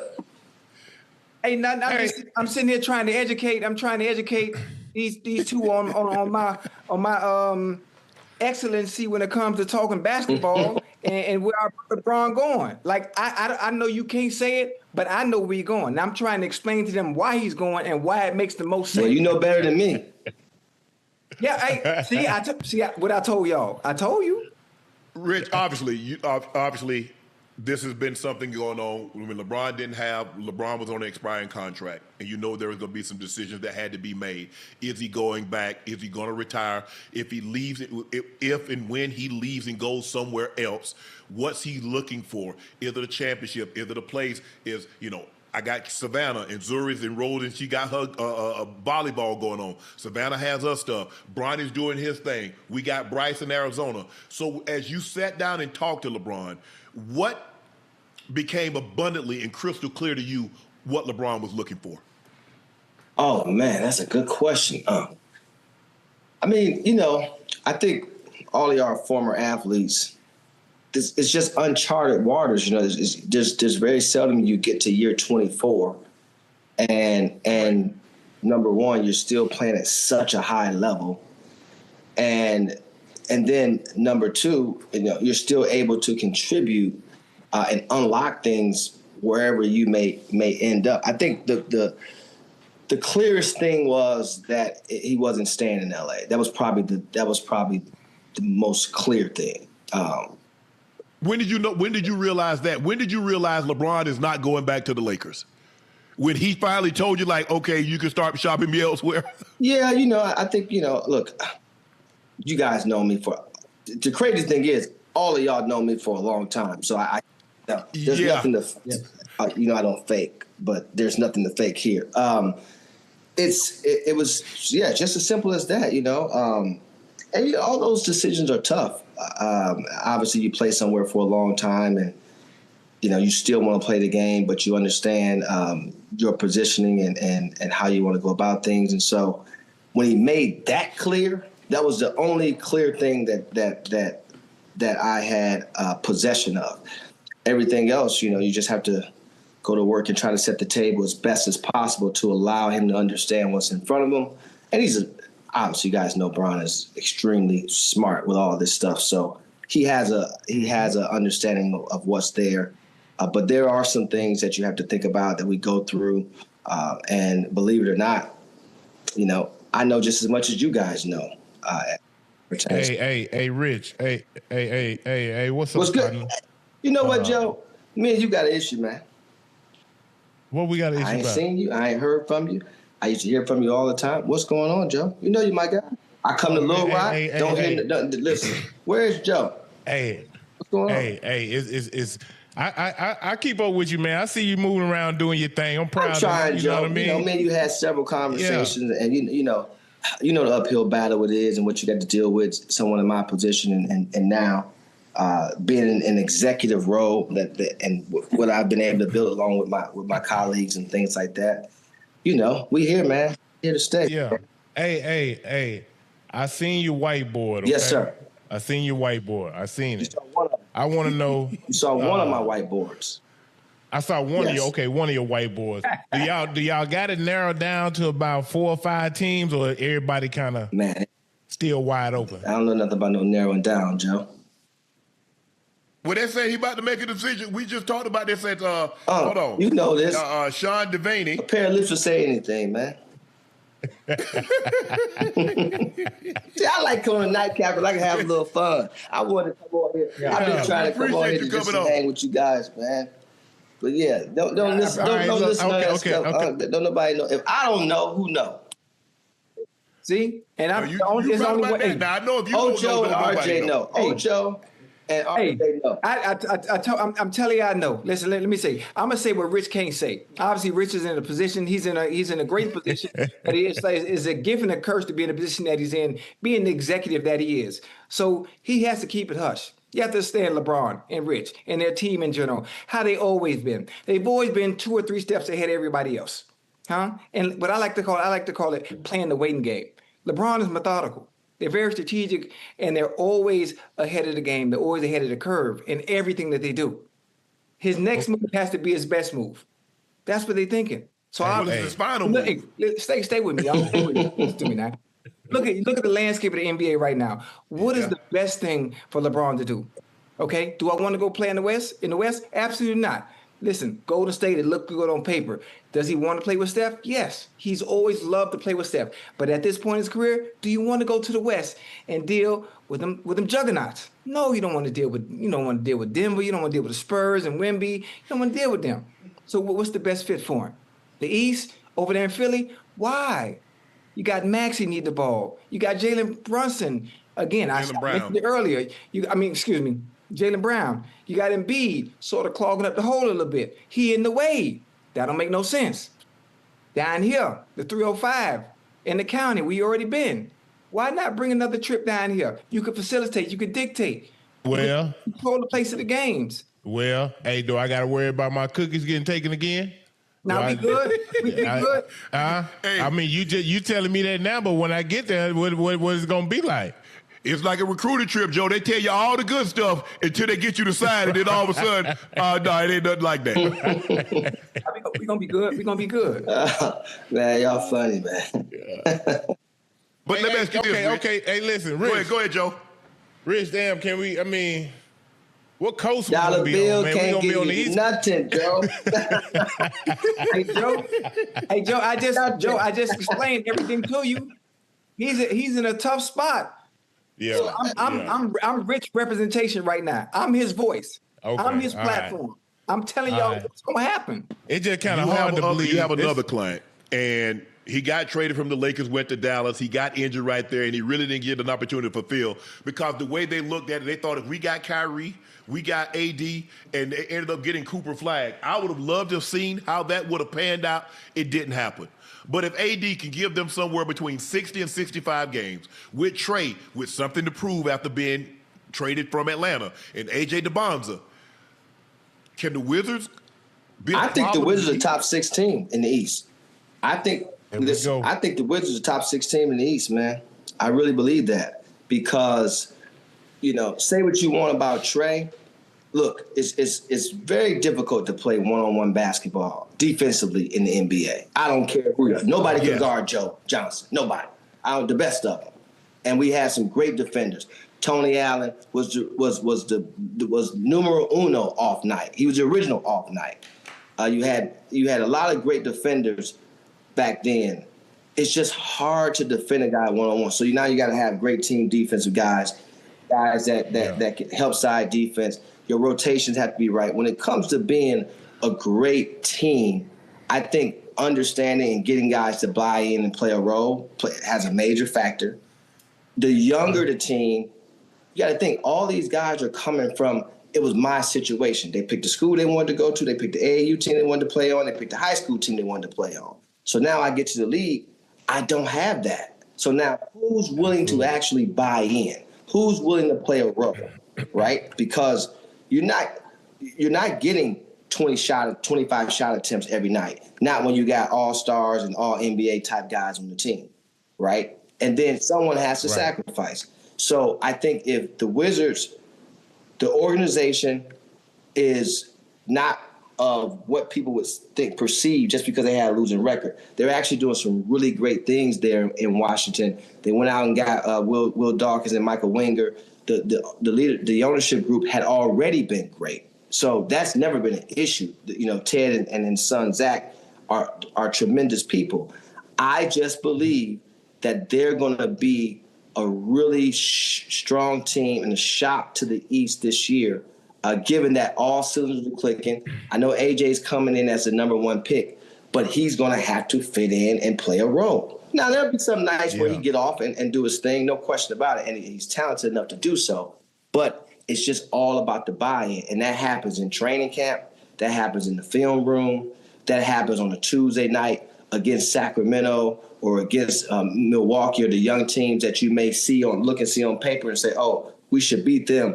But then you have to actually beat them because this is the NBA. So you go in there and you playing me basketball, you won't win. Mm-hmm. The one thing AD brings to the table is he's a champion, right? He's been to the finals and won. He's been to the Western Conference Finals. When he came to LA, I think 6 out of the 7 years or whatever he was there, they made the playoffs, or maybe 5 out of the 7. But they play high-level basketball the entire time. So he brings that into the locker room. And in addition to, they got those wings, they got really young guards. And I think I think they're going to do things the right way. So if there was a sleeper in the East, it's Washington for me. Now, could they be 6? Could they be 8? Whatever, couple games off would dictate that. But, staying healthy, I think they'll be the surprise of the league this year. Absolutely. Rich, you look at Wemby. Wemby has an opportunity to sign a supermax contract, $303 million. He takes $250. Don't do this to me, And you hear a lot of agents. Don't do this to me, man. I know, but see, I know how you feeling, but the thing is that second apron, and we hear Brad Stevenson say that's why we had to move on from Jaylen Brown. Whatever the case may be. But I thought winning was the most important, and if we're going to win, okay, if we have to go to the first apron, the second apron, hell, if we got to get a apron. You got to get Aunt your mama's apron, for all that money. Listen, here's the thing. I think there's certain decisions that can be made by certain people. And, if you know Wemby, if you know his representation, both Jeremy and Boone are really great guys. I think he's one of those guys that can actually do it and justify it down there in San Antonio for different reasons. But I do think that I don't know if it sets a trend, but, it depends on your situation and it depends on what's important to you. The way I look at things has always been, you guys aren't going to play forever. I don't know if you're going to play 5 years, 7 years, 10 years, 14. And at some point, your value doesn't stay consistent or doesn't increase. Most people's values decrease, especially after year 5 or 6, sometimes 7. So, and I think that's one of those things that is very, it's misleading for the fans and for people that watch our sport and watch athletes. They think, they make money and they make that level of money all the time. No. Right. The other thing, too, is athletes have to make their most important decisions at their youngest age.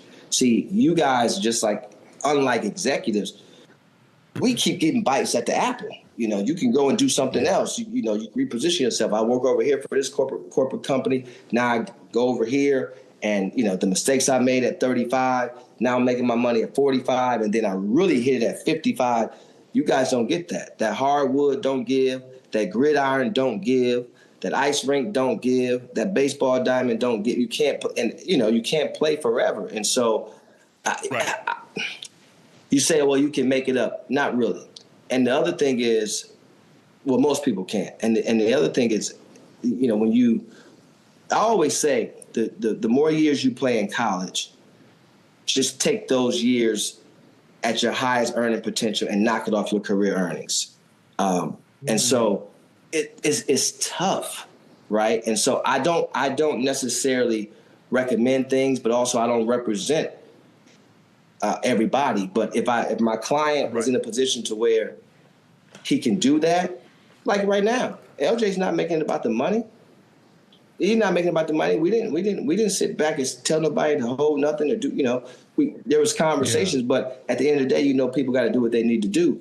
But it's not about that, and so that actually makes the decision harder because as you guys as former athletes, when have you ever made a decision that wasn't about the money? As an athlete, right? That always trumps your decision because you can say, man, you know what? I really like that team over there, but they got $1. This team over here offering 10. Hey, I got to go get this $10 just because of the position. Right. I don't know how long I'm going to be able to get that 10. But is that what makes it so difficult? Yeah. Is because everybody seems to have the damn same amount of money. Well, here's the thing. When you remove the money, now you actually have clarity. Okay. You never seen an athlete be in this position, huh? When have you ever seen an athlete be in this position where he can sit there and say, don't worry about the money? How?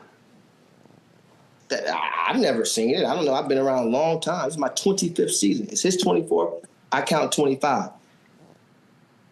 I don't know. I've never seen that before. And so, but that's not the only thing that makes it difficult. There's a number of things that makes it difficult. And obviously being in year 24, you're not in 12 or 14. And so you really have to evaluate things a lot differently. And look, we're never going to be rushed to do anything. And we damn sure don't care about what nobody has to say or think. Not at this point. We didn't work too hard to get here. Now we can't be worried about that.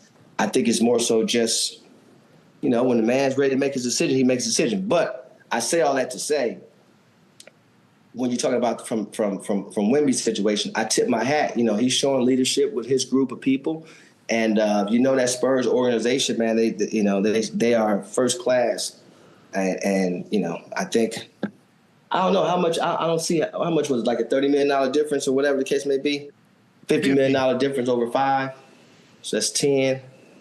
Texas, 8. Yeah, you know it's real money.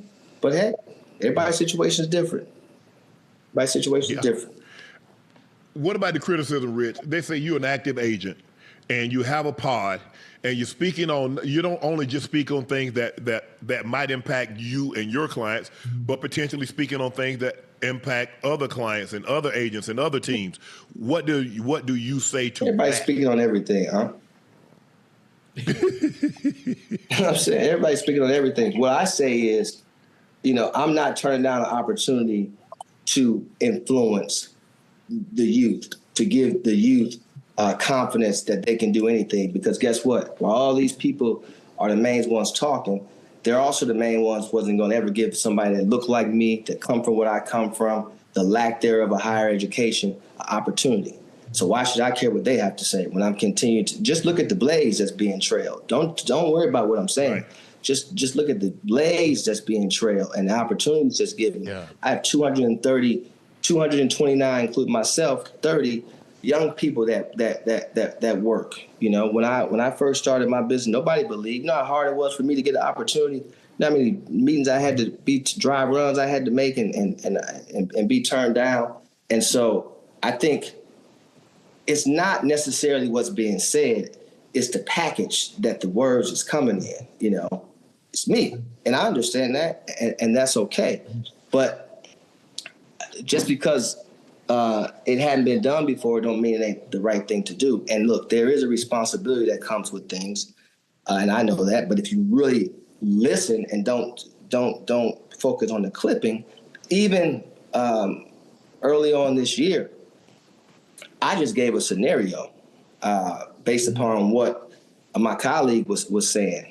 And I gave a scenario breaking down what could be, and if you dissect it, what was sought after? A bid.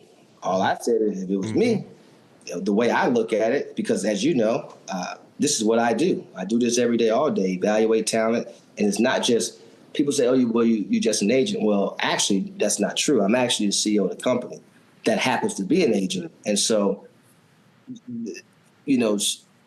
Trying to put somebody in a box is the worst thing, especially for me. I mean, it's just tough to put me in a box because, you know, I know how hard it is.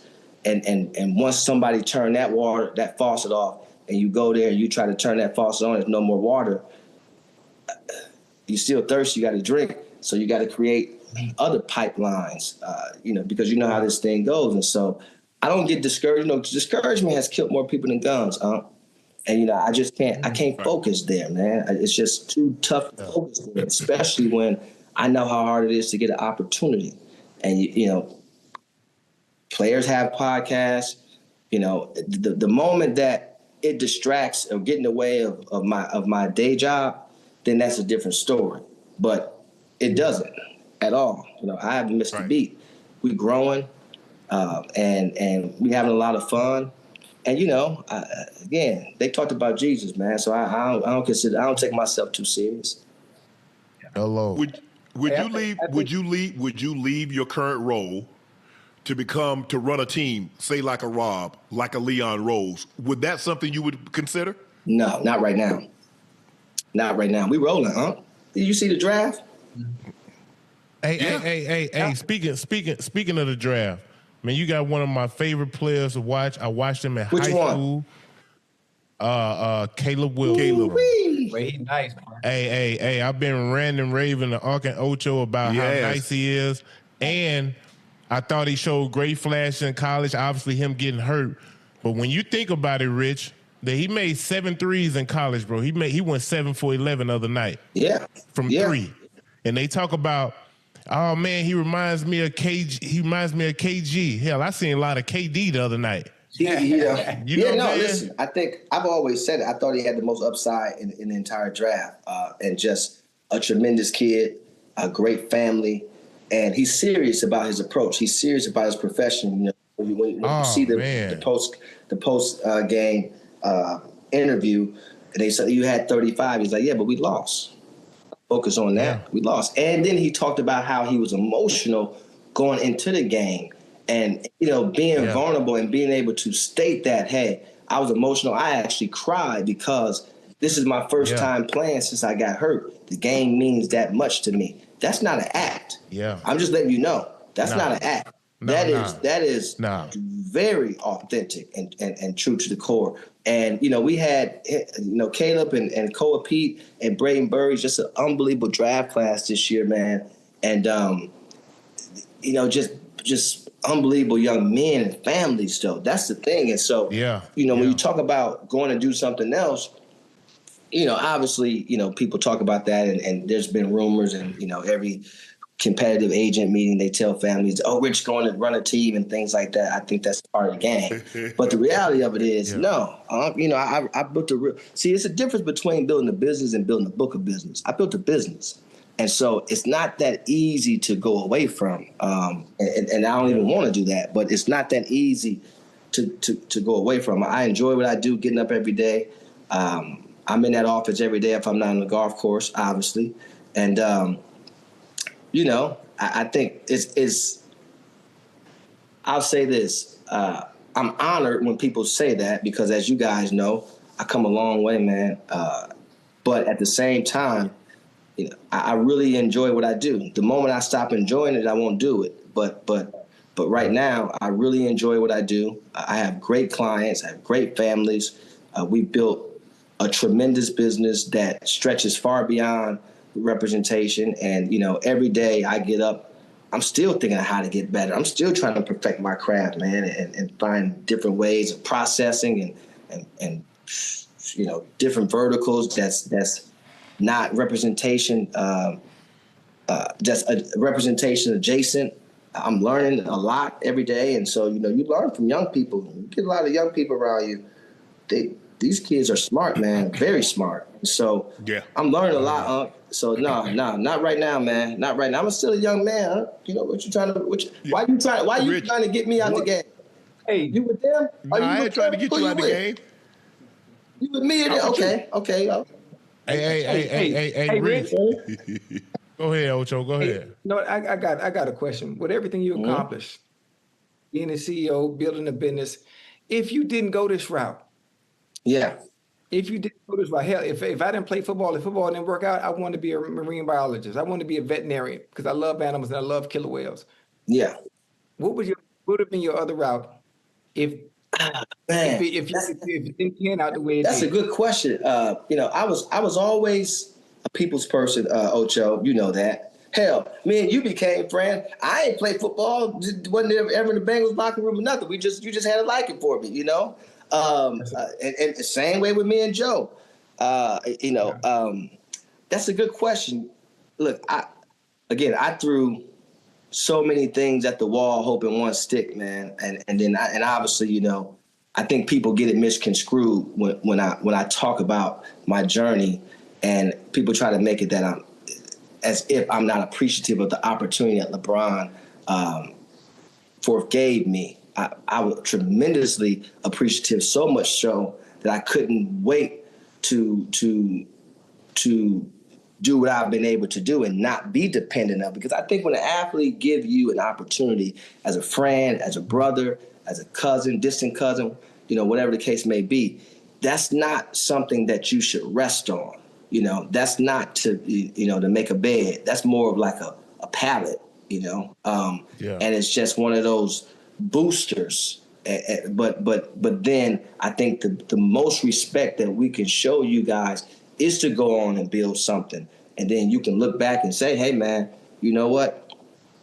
I'm with that." And I try to, and I say that to all the young guys that surround my clients. I tell them, it's on you. There's no way that you should be asleep when your guy go to practice and come back from practice. There's no way. There's no way them cars should be on E or not washed. There's no way the cleaners shouldn't be there. The Amazon boxes shouldn't be by them doors, that garage door, that front door. That snow removal should be on time. You know, that refrigerator, them cleaning crews, all of that, because it's just a proper way of doing things. And as you know, I try to get a game and as best as I can, man. I'm extremely appreciative of the opportunity that was given to me, but at the same time, I know I knew I couldn't lean on that, you know. And the last thing I ever wanted to do was be that guy in the section. And then when it's all over, then people ain't picking up your phone calls. You know, when I had to build something. They're not picking up your call. They don't care who you used to hang around with. And that don't mean nothing. That's not going to pay the bills. And so I try to express that as best as possible because, you know, I've seen a lot, man. I've seen a whole lot. I had to deal with a whole lot. And so I don't know, Ocho.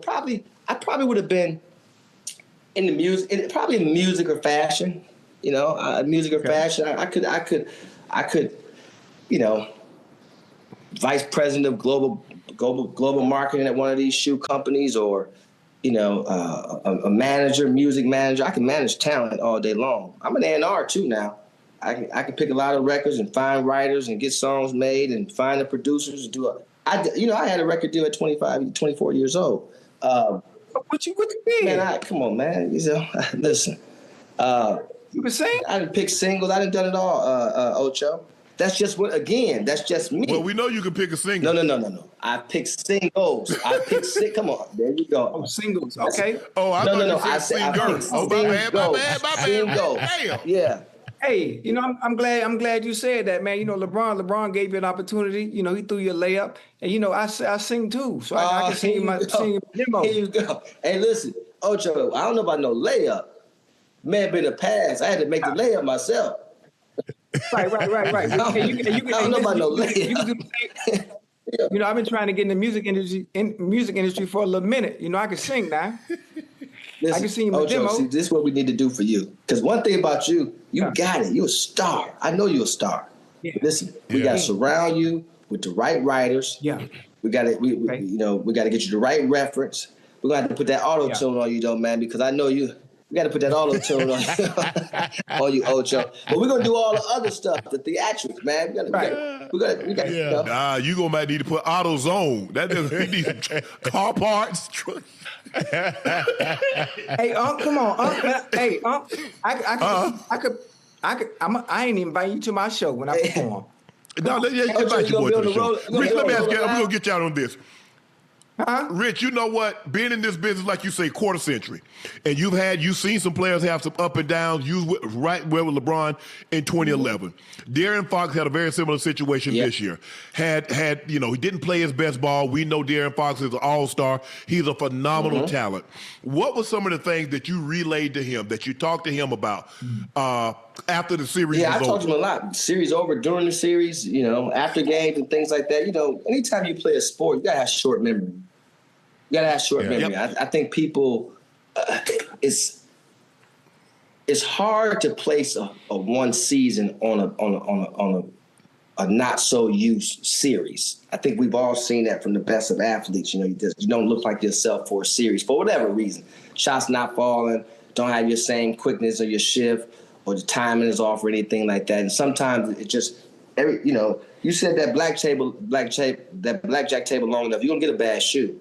Maybe one or two of them. You just got to you got to weather the storm. You know, New Edition made the best song ever. Can You Stand the Rain? So I think during that time we was just having conversations about short memory, just keeping the confidence. Understanding that the social media is, especially with all the things that's going on with gambling and things like that now. I think the comments and things like that is out of control. When it comes to things like that. So you have to block those things out. But also do other things. Having, not being on scoring don't mean you can't affect the game in different ways. So just trying to keep, anytime in that situation, you're just trying to keep guys positive, but at the same time, there's a balancing act. Like you can talk about it, but then you can't talk too much about it, right? Because at the end of the day, Correct. you don't want to be drowned out. And when I say you, I'm saying the athlete don't want to be drowned out with it. You gotta get there, spots. Go by the house, have a conversation, have a little meal. You may have 5-6 conversations, weed a conversation within that conversation about it, and then you move on. But De'Aaron's a professional. I have no doubt that he'll have a good year this year. We don't make excuses, and so you got to have accountability in situations like that. And he said it himself. Obviously, he needed to do a better job, and I think given the opportunity the next time he will. Yeah. Appreciate that, man. Hey, Rich, thanks for stopping by, man. Yeah, no problem. I know I've been trying to get on. Hey, tell LeBron, tell Goat when you want to have that big reveal, we'll take me on Nightcap, Club Shay. Whatever. Listen, y'all get on me, man. I don't know anything. I know just as much as y'all know. Hey, typically I hit him, Rich. I hit him in the DM. He'll hit me right back. Hell, I hit him. I said, hey, man, I need you to come on Nightcap. I still ain't heard from him. Typically, he hit me right back. Didn't he tell you he was going to do this? He said, I thought y'all was going to do the show. Well, he going to do it now. Well, but I thought, I don't know, I thought y'all had a conversation. Hey, look here. His face card good anytime. Yeah, I know that. Yeah, he got interest. He got interest to the club. He got interest to the club anytime that he like. I watch the show, man. I enjoy the show. Y'all my guys, man. So I said I've been trying to come on, and it's tough. So this happened to be the right time. I hit Ash. I said, I hit you. I said, y'all on? He said, yeah. He said, yeah, I'm on. So I appreciate you guys having me on, man. Enjoy the rest of the show. Thank you. Tell the wife we said I will do. When she performing again? Is she touring anytime soon? Not to my knowledge. Yeah, not to my knowledge. Hey, listen. Man, get off my pod, man. Not to my knowledge. I got blinders on, man. Whatever. One thing for sure, I'm like this. They don't know nothing about that, Rich. They don't know how to lock in horse like in the Kentucky Derby, all he sees is the finish line, man. I don't know who on the left or who on the right. I'm just like this.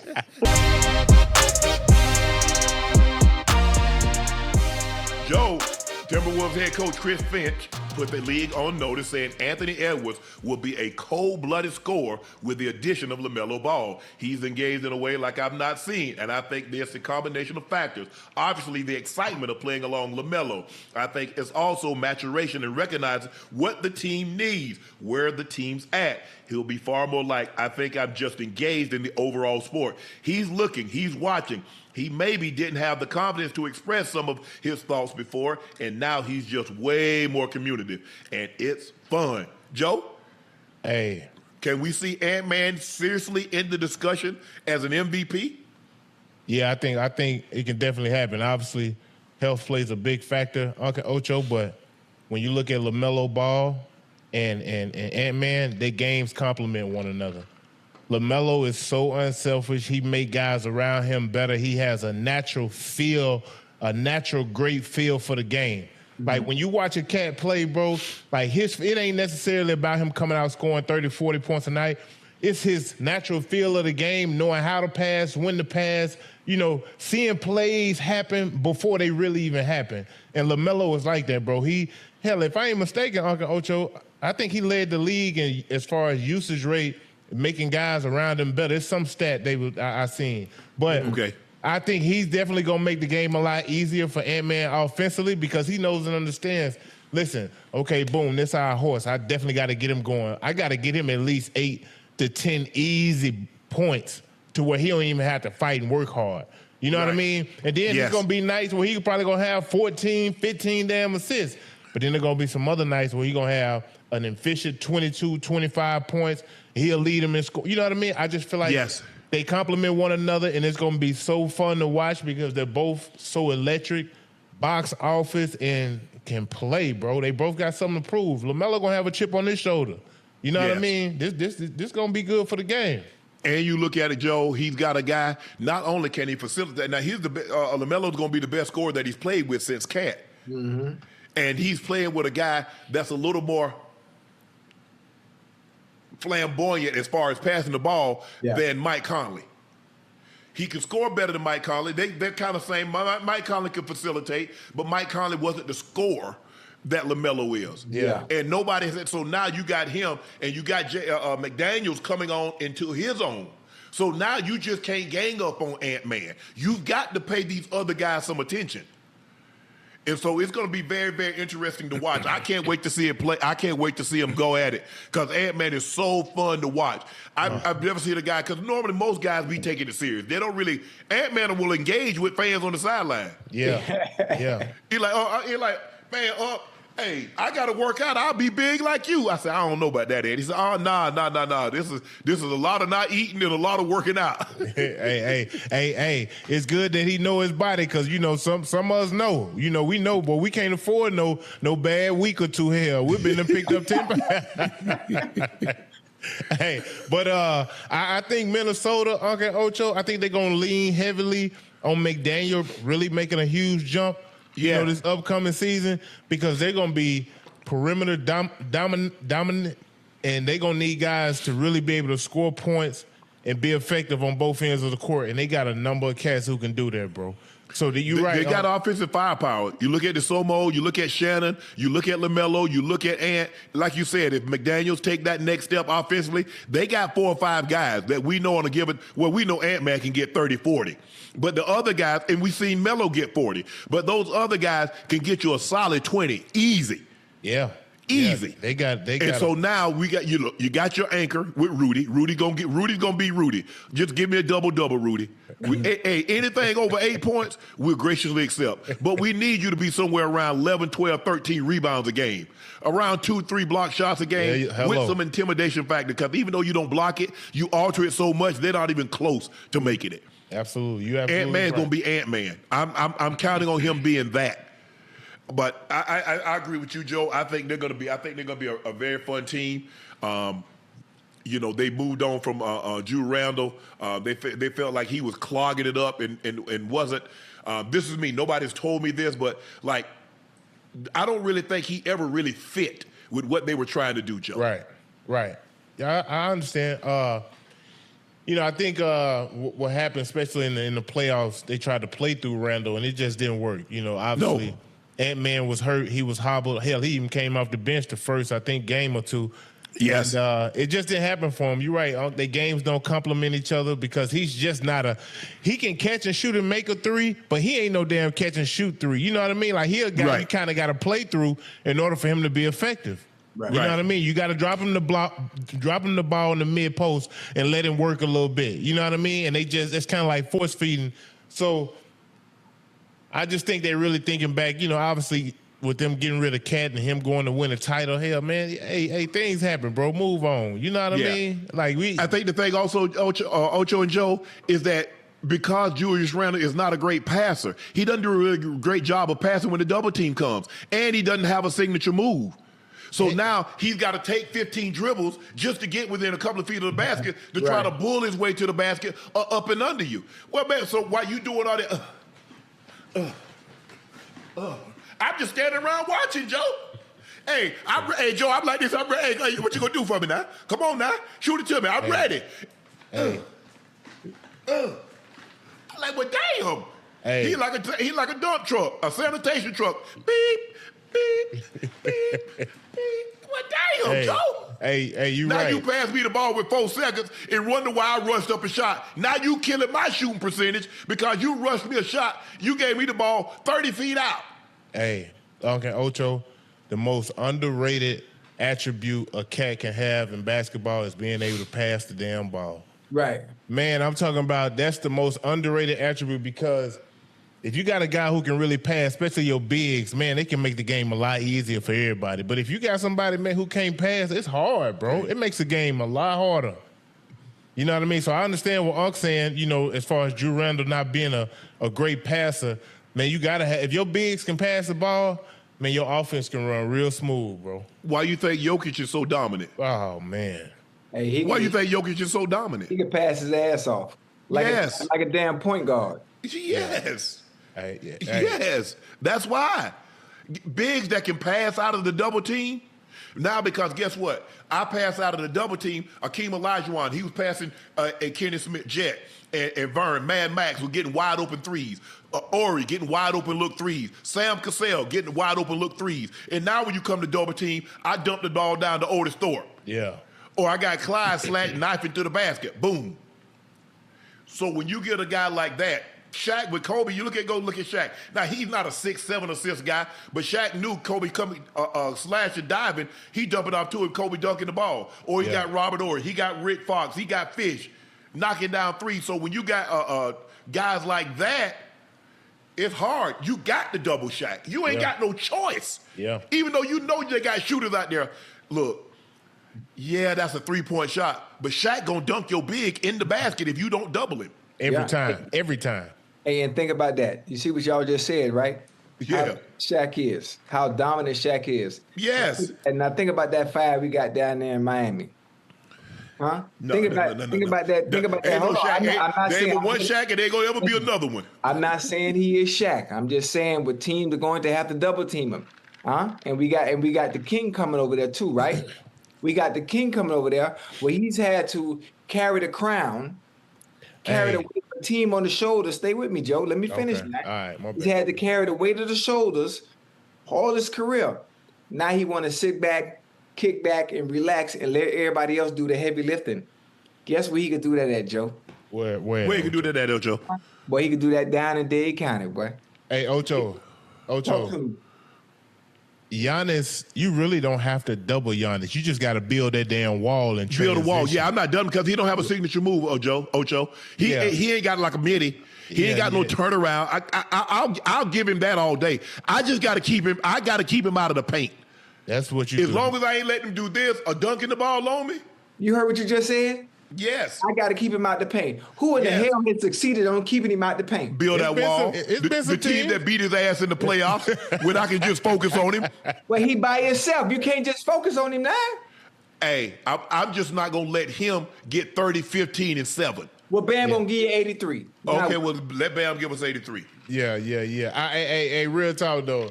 Like, Giannis getting the rebound, that's when he at his deadliest.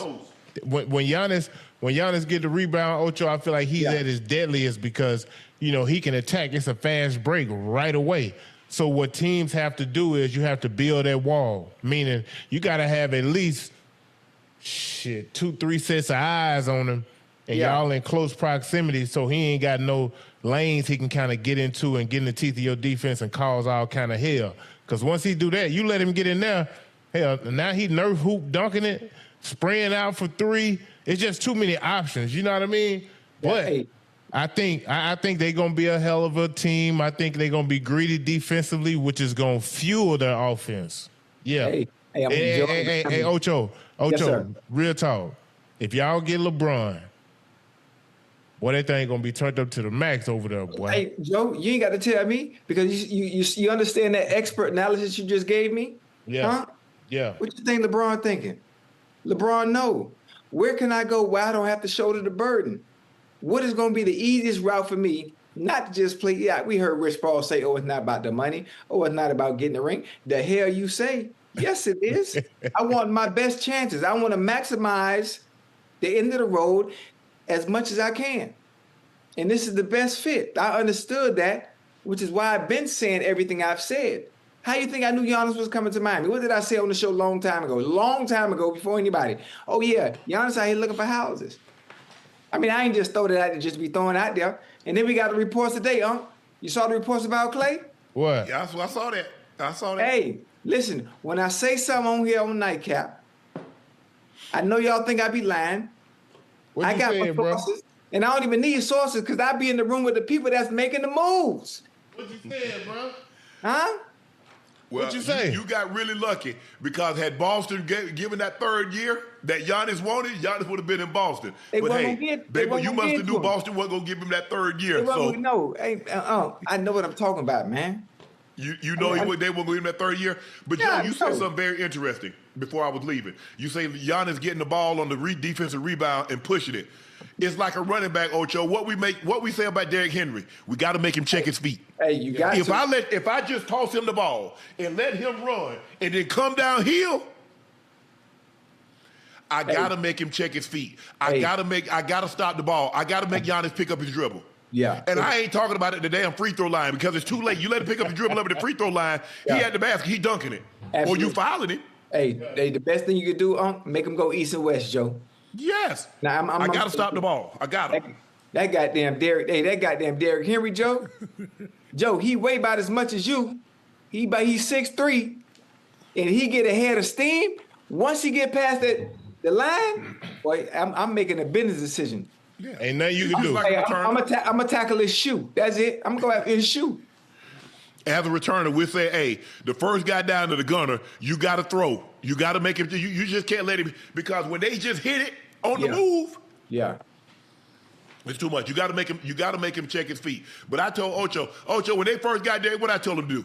I said, man, y'all put him in an offset. He's not an offset back. Yeah. He's not Jahmyr Gibbs. He's not Christian McCaffrey.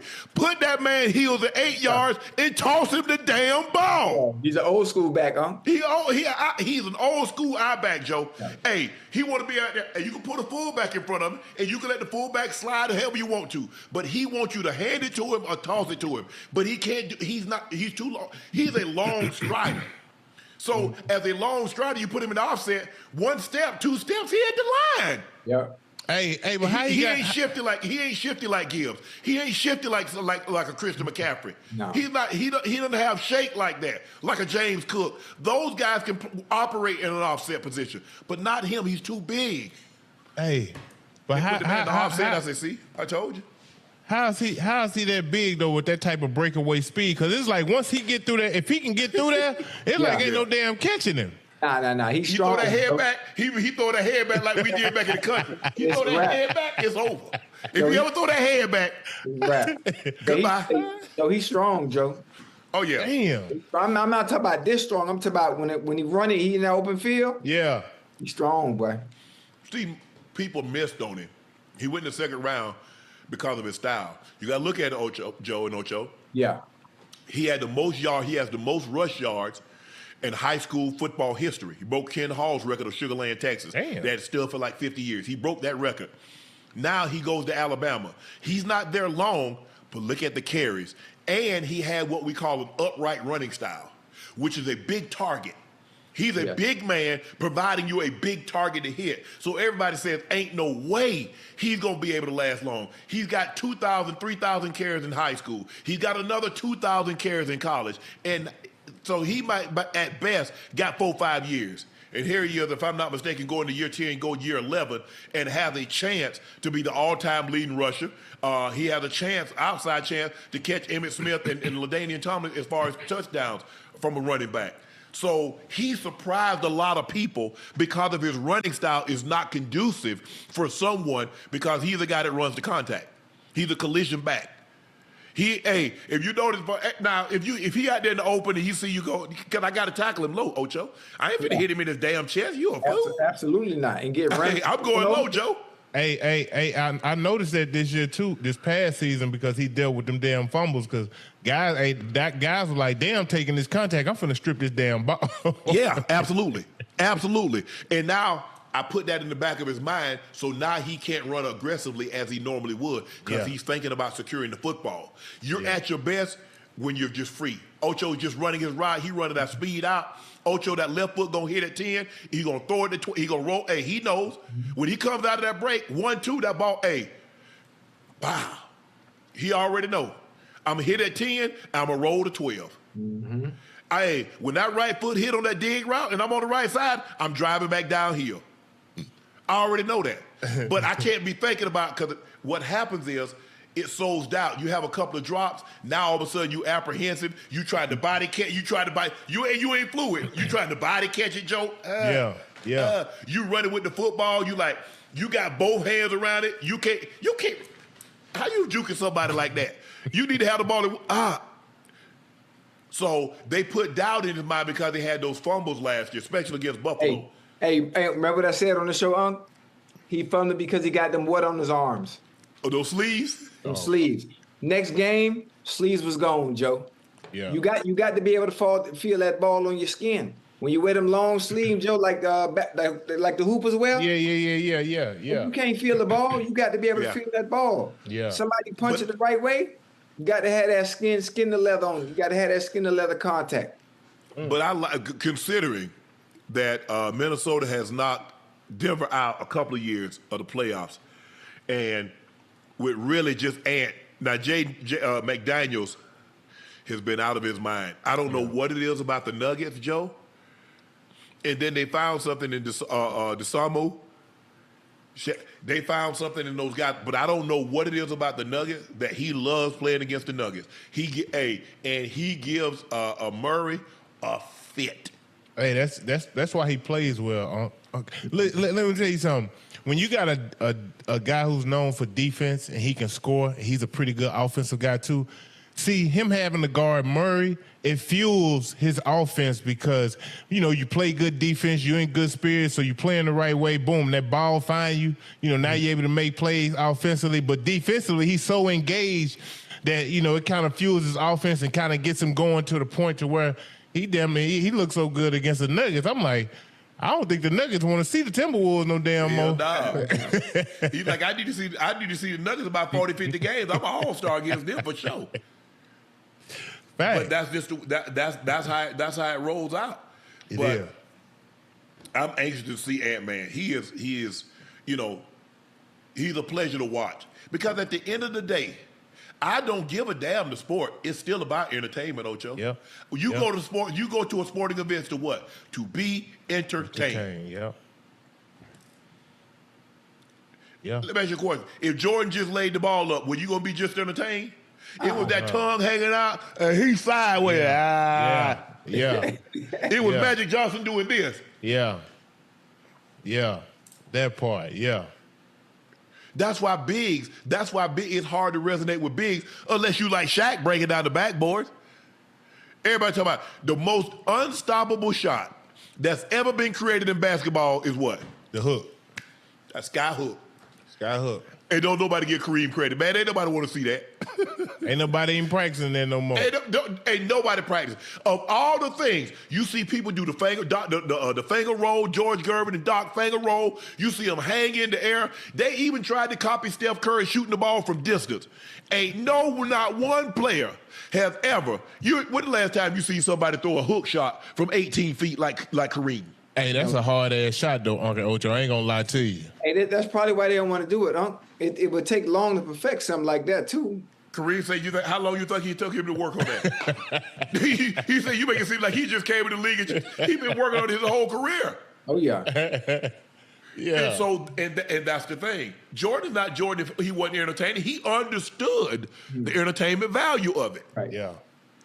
When he started flying through the air, dunking on everybody.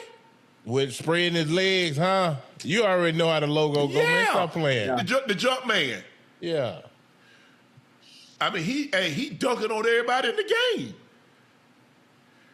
And when he came out there with that tongue hanging out, I said, man, you gonna bite your damn tongue off. I'm surprised he didn't have any issues where he got somebody hit him out there or hit him while his tongue was out. What kind of issues? Well, if the Knicks didn't do it and the Heat didn't do it and the Pistons, nobody else gonna do it because they were the most physical. Yeah. But don't sleep on the Boston Celtics now. People don't look at because they look at McHale and they look at Parrish and they look at Bird and don't think they were physical. But shh, they had a super team. Shh, everybody, all of them had the Lakers and the Celtics had a super team, but super teams are okay, Joe, if you build it. That's what I've learned to notice. Man. As long as you build it. But you do realize the Celtics did not draft Robert Parrish. They traded him for Joe Barry-Cal and the right to the number 1 pick. So that's how they got Kevin McHale and Robert Parrish. Yeah. They didn't draft Dennis Johnson. They didn't draft Nate Archibald. A lot of the players that they got, they didn't draft. But that's okay. That was before he went there. And look at the Lakers. They didn't draft Kareem. They drafted Magic. They didn't draft Bob McAdoo. But look, if I like you, I'll make excuses. You know what I'm saying, Ocho? I like what you do. If I don't, I don't give a damn what you do. You can find a cure for cancer. Screw you. You ain't cured diabetes. Oh, man. You found a cure for cancer, but you ain't cured diabetes. What you gonna do about that, Joe? Come on, If you so good at medicine. But you know how it go. But no, I think this is Ant-Man. I'm trying to say the closest he gonna come is to the Lakers or the Clippers.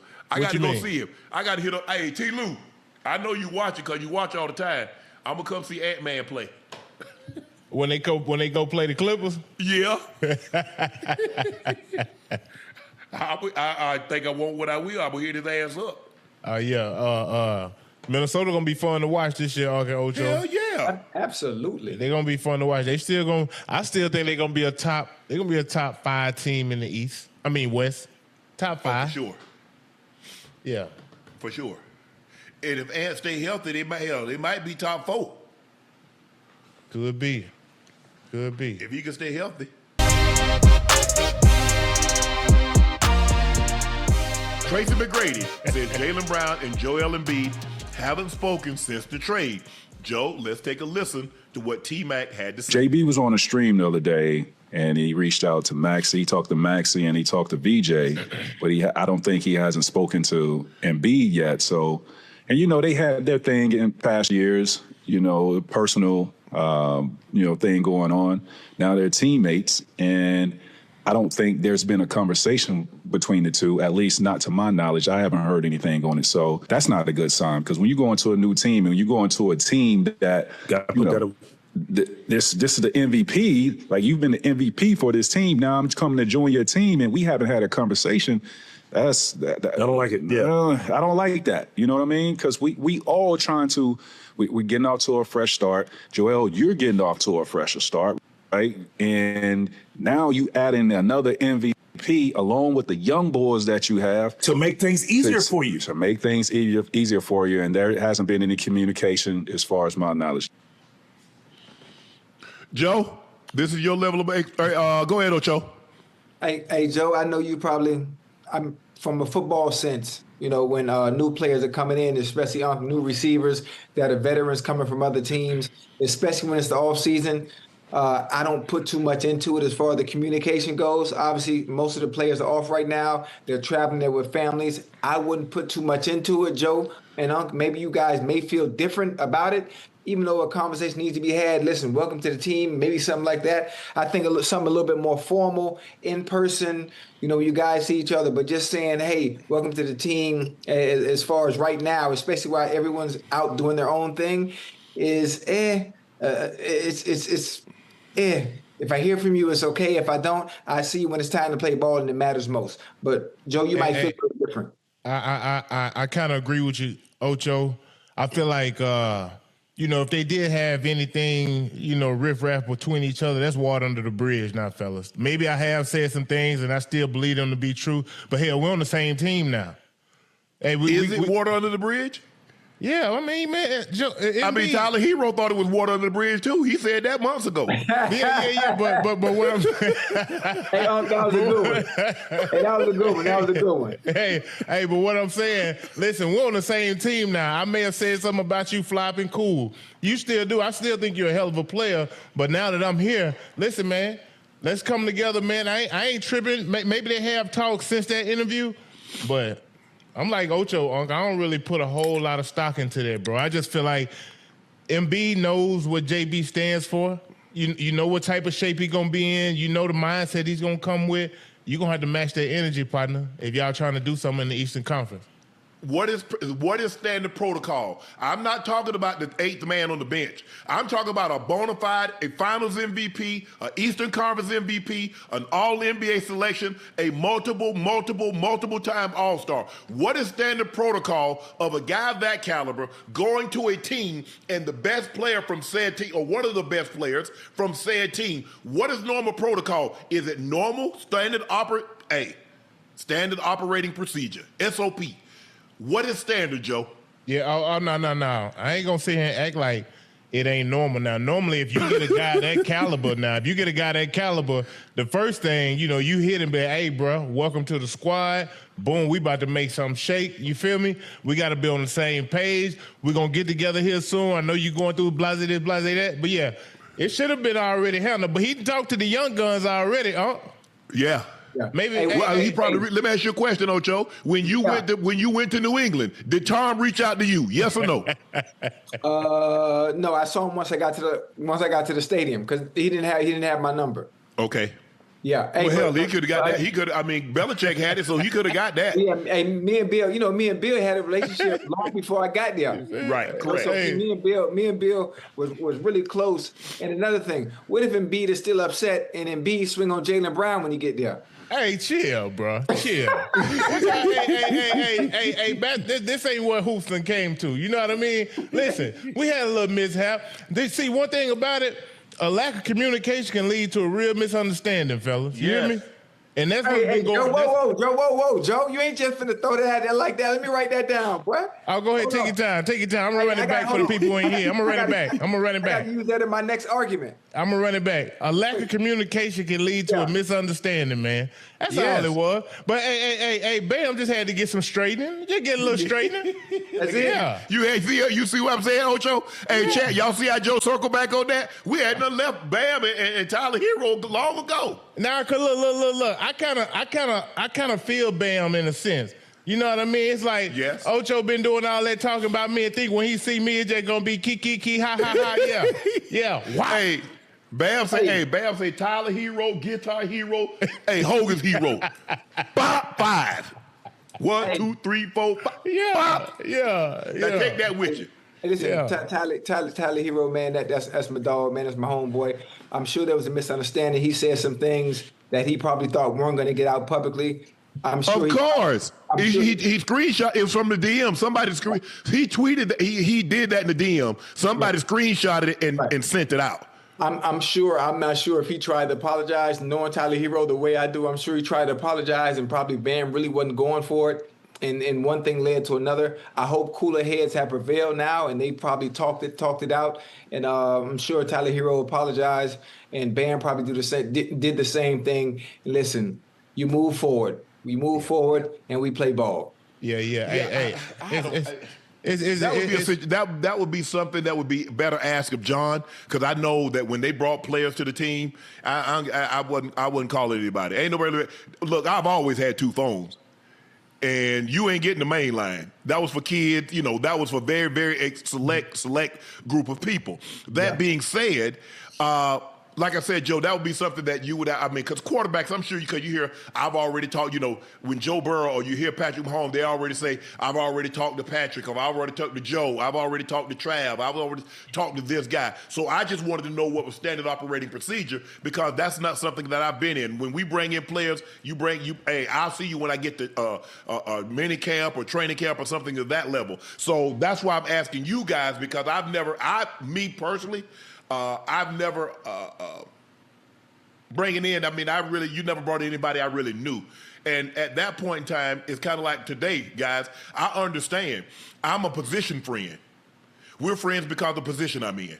You're my friend because of the position you're in. The days of you got somebody, Ocho, that you grew up with in high school, Joe, you grew up with in high school, in college, we're what we call positional friends now. We're friends because of the position that we're in. See, let's not make it more complicated than what it is. We're teammates now, Joe. We're teammates now, Ocho. Yeah. Let's not lose sight of that, okay? So hey, that's my dog. Hey, what up, dog? Hey, I'm glad you said that too, Unc. And just because you're teammates, Uncle Joe, you don't have to like each other. No. You're not there for a relationship. You're there to win a championship or to do everything you can to win a championship. And everyone has to pull their own weight.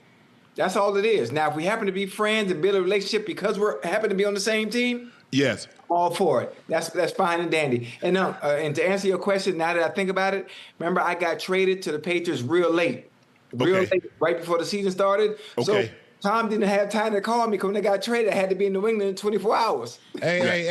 Hey, Tom won't call you no damn way. You fall in line. You get these damn orders. I'm throwing the balls. Don't worry about it. He wasn't calling you no damn way. Hey, Joe, let me tell you something. When you get to New York, you going to fall in line too, because I'm going to give you damn. Hey, man, look here, man. Joe might change him. Joe might have a change of heart and bring his girl. Don't beat him up in front of the girl. Come on. You got to chill. I'm just saying, man, just in case. You got to chill. Matter of fact, hey, Unc, you might be on to something, because in order for him to go to Houston, I think he had to bring her here. So you know how it is when you want to go somewhere, you want to do nice things. You want to do nice things for your girl, so she let you go. Ocho, you see the list? You see what we got? We got an official. Okay. Hey, Chad, y'all see, we can't even have a civil show no more. Hey, we might want to get that laminated so it can't get Okay, no problem whatsoever, Get that laminated. We always try to do things official. We don't ever want to think anything is shade tree or is rigged. Right, you know what I'm saying? I mean, this is an official document. I'm trying to see how in the hell we go from Jaylen Brown to my permission slip. That's what I'm trying to see. That ain't no good segue. It all coincides. Well, listen. Back to the Jaylen Brown thing. Yes. I think what's understood really don't have to be explained, honestly, fellas. Mm-hmm. Meaning Embiid, I think he know everything revolves around him. Obviously, they still. I don't know. I don't think that's the case no more, Joe. Yeah, I'm saying when I say revolve around him, I'm meaning playing the right way. Because he can't be, I see what you're saying. He can't be no ball stopper. When I say fall in line, meaning like, man, look, he gonna get 20 points because he that damn good. You know what I mean? Yes. But can you get in the flow of the game and not be a ball stopper to where it gets all these other perimeter guys, you know, out of sync? You know, we want to continue that chemistry and continuity that they kind of got going. We don't want to pull the reins back. We want to continue to let them attack offensively. Hell, JB. Him and Maxey both averaged 29 a game this past year. Y'all don't think they trying to build on that? Now listen, I understand that they all gonna have to sacrifice a little bit. I just don't want to see that wild helter-skelter ass basketball, no rhyme or reason, your turn, my turn type. I don't want to see that, man. I want to see these guys be in sync and Joel play the right way and make the game easy for everybody around them. That's what I want to see. But I also think, Joe, you know what happens a lot of times? They overpass the ball because everybody wants to show that they're sacrificing, and everybody wants to show just how unselfish they are. Yes. And they're like, I'm gonna show everybody. Bro, take the shot.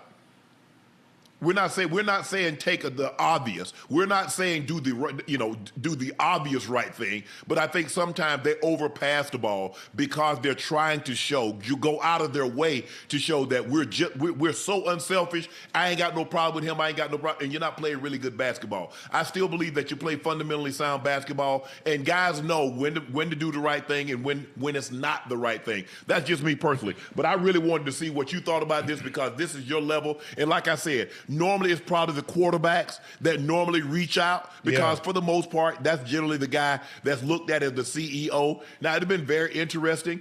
Probably, I mean, if you went to when Saquon was with the Giants and, they had some quarterbacks there, maybe they reached out to them, but maybe it was Saquon or maybe it was Jetta. You know what I'm saying? Maybe it was something like that. But I know, when guys would go to Kansas City, they would always say Patrick, they talk to Patrick or they talk to Trav. And so I was always interested to see because even though I was one of the leaders on the team, I was busy. I was working out. Hey.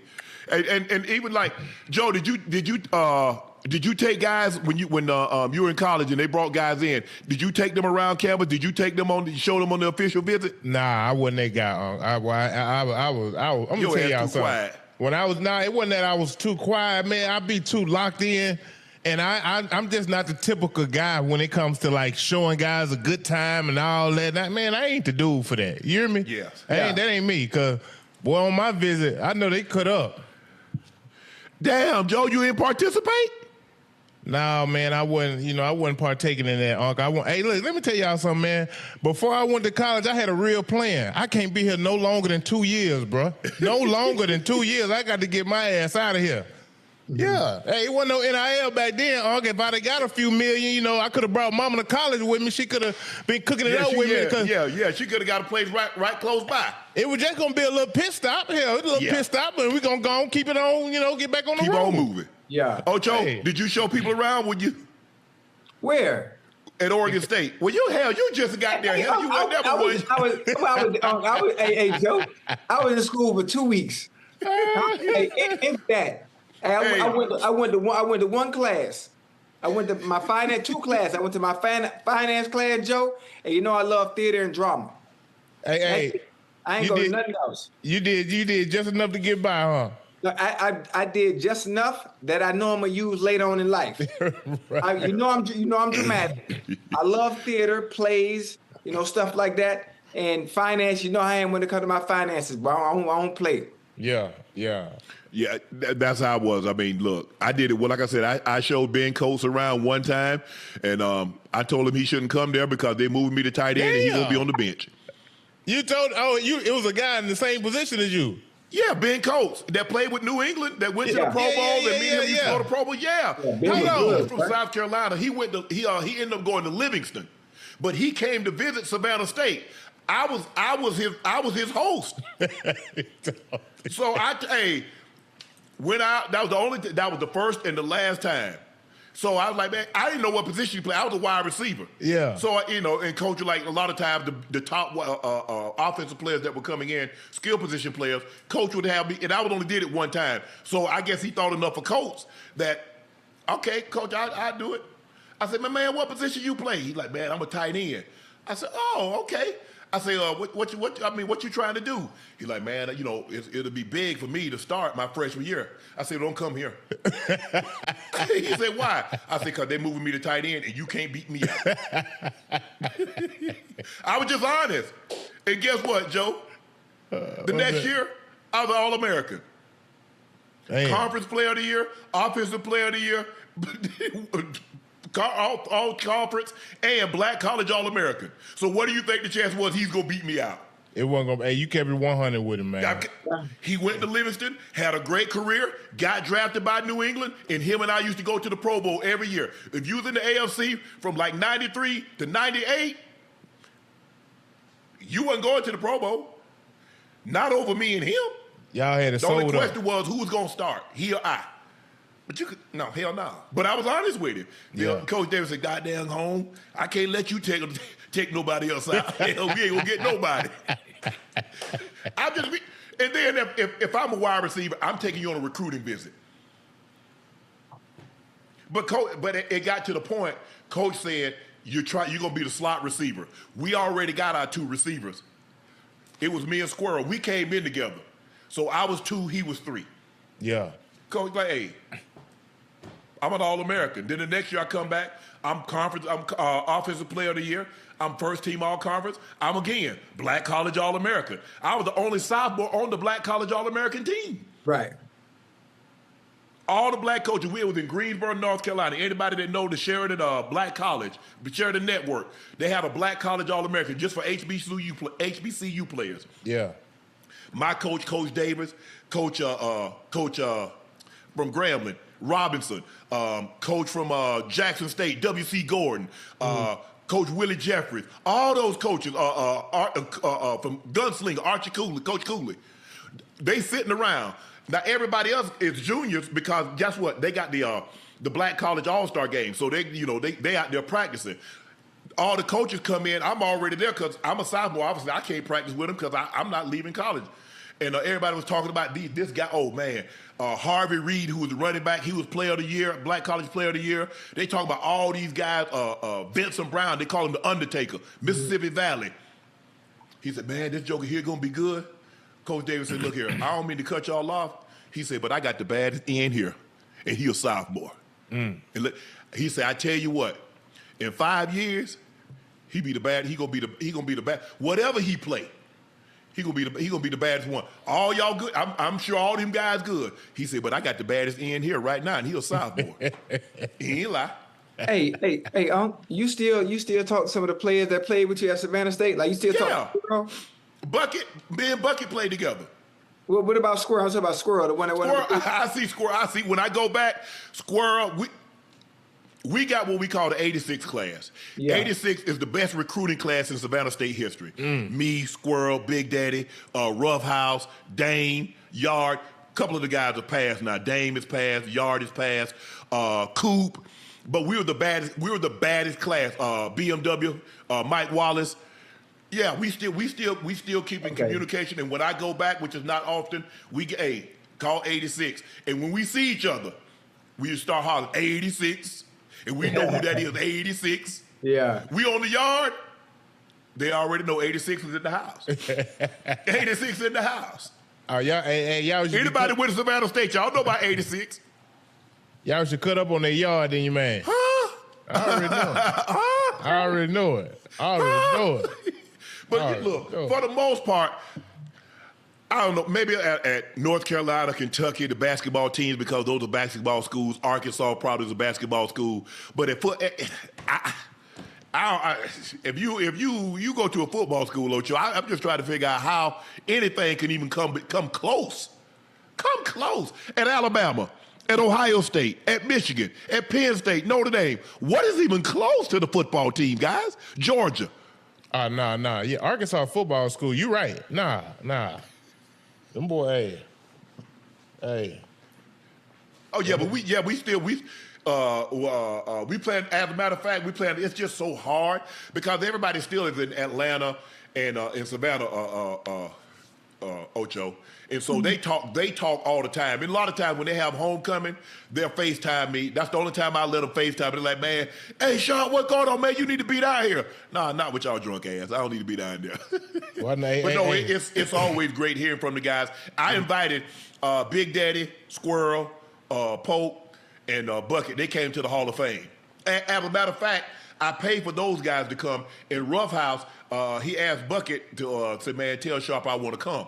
I said, bro, if he paid for his way, I got him a ticket into the game. So, I mean, to the ceremony. So he paid for his own way because, like I said, he's a part of that 86 class, and we were like this here. Yeah. Obviously, guys, we fought against, I didn't fight, but some did get, we knuckle up. But boy, ain't nothing come between us. It's us against everybody else. Yeah, we gonna fight.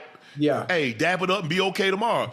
Don't you try that. Don't you try that in the yard now. Hey. I can imagine the stories them boys got, boy. Hey.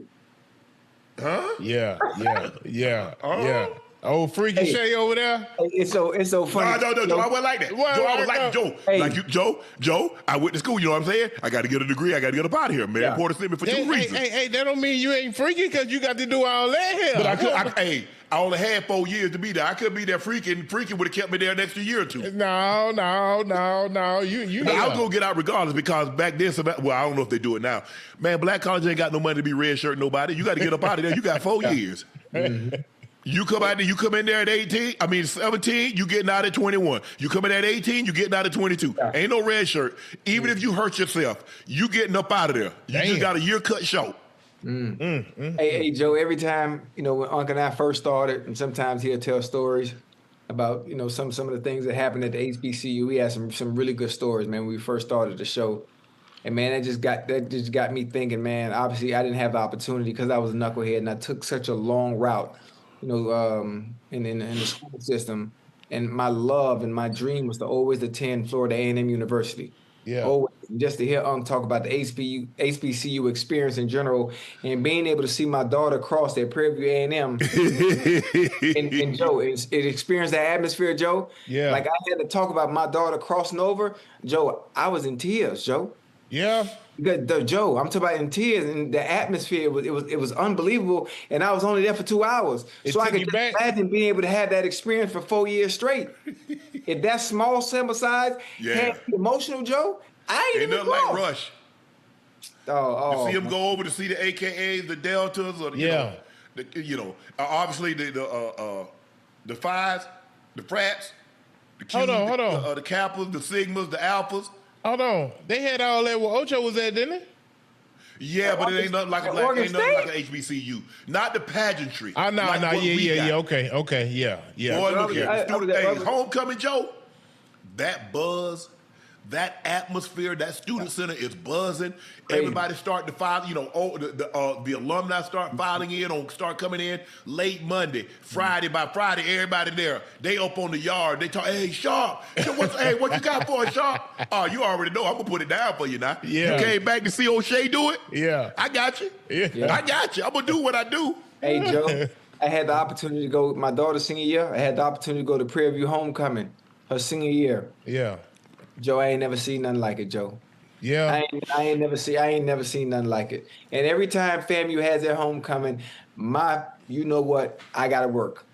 I'm always working on that Saturday. I've never had the opportunity to go. It's amazing. And that's what I tell people. If you went to a PWI, every black that gone to a PWI, you should have to spend one semester at an HBCU, and you want it to be the fall. Mm-hmm.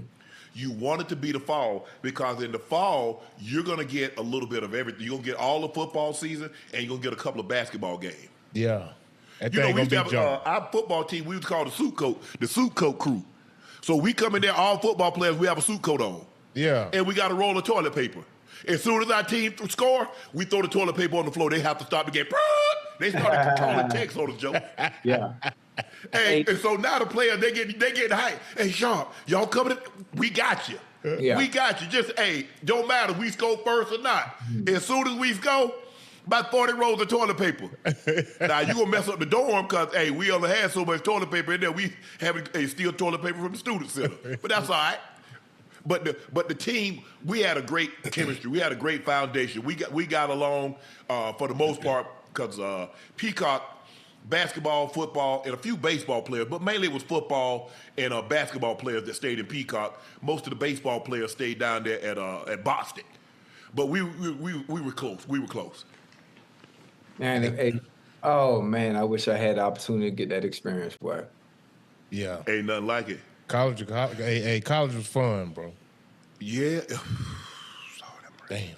I'm just glad I went when I went. Yeah. I couldn't, Joe. We couldn't, Joe. Ocho, well, you could, Joe. Ocho and I couldn't make it in social media era. Not in college. Oh. Not in college. Hey. Nah, not me. Yeah. Not me. Yeah. 'Cause you got to realize, Joe, I had a brother in the NFL my junior and senior year. Yeah, you're going to be cutting up. You're going to be cutting up. Bro, I had a 300ZX with T-tops. I got a Mercedes. My senior year, I had a Mercedes, a 300E. Big body. Yeah. Boy ain't passing up no hoo-ha. He yeah, I already know it. And you know, you young then. Man, I had to hire me a hostage negotiator to talk him down. He'd be up about 5 or 6 hours. I had to talk him down. You've done all you can do, Mr. Sharpe. You can come on. You can ease down now. Hey, you gotta chill. You gotta chill. I ain't gonna lie, Joe. Had a hostage negotiator to talk him down. Savannah PD. Hey, ask about me. Ocho, what's wrong with your man, bro? He got. I don't know, Joe. Hey, listen. But let me tell you how bad I had it. Right. I never had the opportunity. Went to Oregon State. Obviously, a great time. It was a short 4-month stint for me at Oregon State. Damn. But I love FAMU so much, Joe. And I was a knucklehead in school. Joe, I graduated high school late. I didn't apply myself. Smart, but I didn't apply myself. Yeah. I love FAMU so much. Even after I made it to the NFL, you know how I am about music. I love the band. I've always been a fan of the band. From 2002 to 2008, I'm not sure how many people in the chat went to FAMU or maybe played in the band, but I'm sure you heard the stories. Every offseason, I did my training in Tallahassee just so I could see band camp. Joe, just so I could see band camp. Man, Dr. White, Dr. White's not there anymore right now. The band director is Dr. Shelby Chipman. Joe, every offseason, I'm in Tallahassee at band. I go train in the morning and sit there and watch band camp. Oh, yeah? Did you ever play an instrument? Yeah. You know, Joe, I play piano and alto saxophone. Yeah. Okay. I'm talking about I love and just, I couldn't go there, so that gave me my sense of peace. Yeah. Is being able to see band camp during the off season, get my training done in the morning, and go watch them boys, man. That's because by the time you got there, because when I came out, Prop 48 had just been instituted the year I graduated because of what happened at the University of Georgia. So that made it so everybody was up under. You had to make at least 700, or you had to sit out your freshman year. So the only place I really could go was D2 or the HBCU. So that's why I ended up going to Savannah State, because I was one of the top recruits coming out. But my grades, like I tell people all the time, Joe, I couldn't have got in prison with my grades.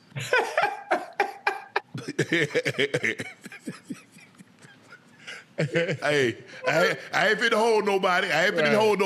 Right. I'm not. like I am now, that have acquired knowledge and wanted to learn, I had no interest in that when I was in high school. Because you have to understand, I was so much better than everybody else in my school. Yeah. I was so much better of a basketball player, so much better as a football player, especially my senior year. It was close my junior year. We had a guy that ended up going to Georgia Tech named Alfonso Thomas. He probably was the best player. I probably was the second best player. My senior year, it wasn't even no question. Basketball, I was the best player. Track, I was the best. I was the best at what I did. So hey, I ain't see no reading. They can't. They can't. What you call them? Go do no schoolwork. They came from being out there in them fields. Hey, the chat making fun of me talking about I lie so much. Hey, I lie so much. But hey, chat, do me a favor. Those that think I'm lying, look at my Instagram. Look at my picture that's on my Instagram. That you should look at my picture. That's my Instagram. What you call it, Your bio. Your bio, yeah. Yeah, your biopic. Yeah, look at my biopic. What about it? I mean, because they talk about, I'm lying about my love for FAMU and the band.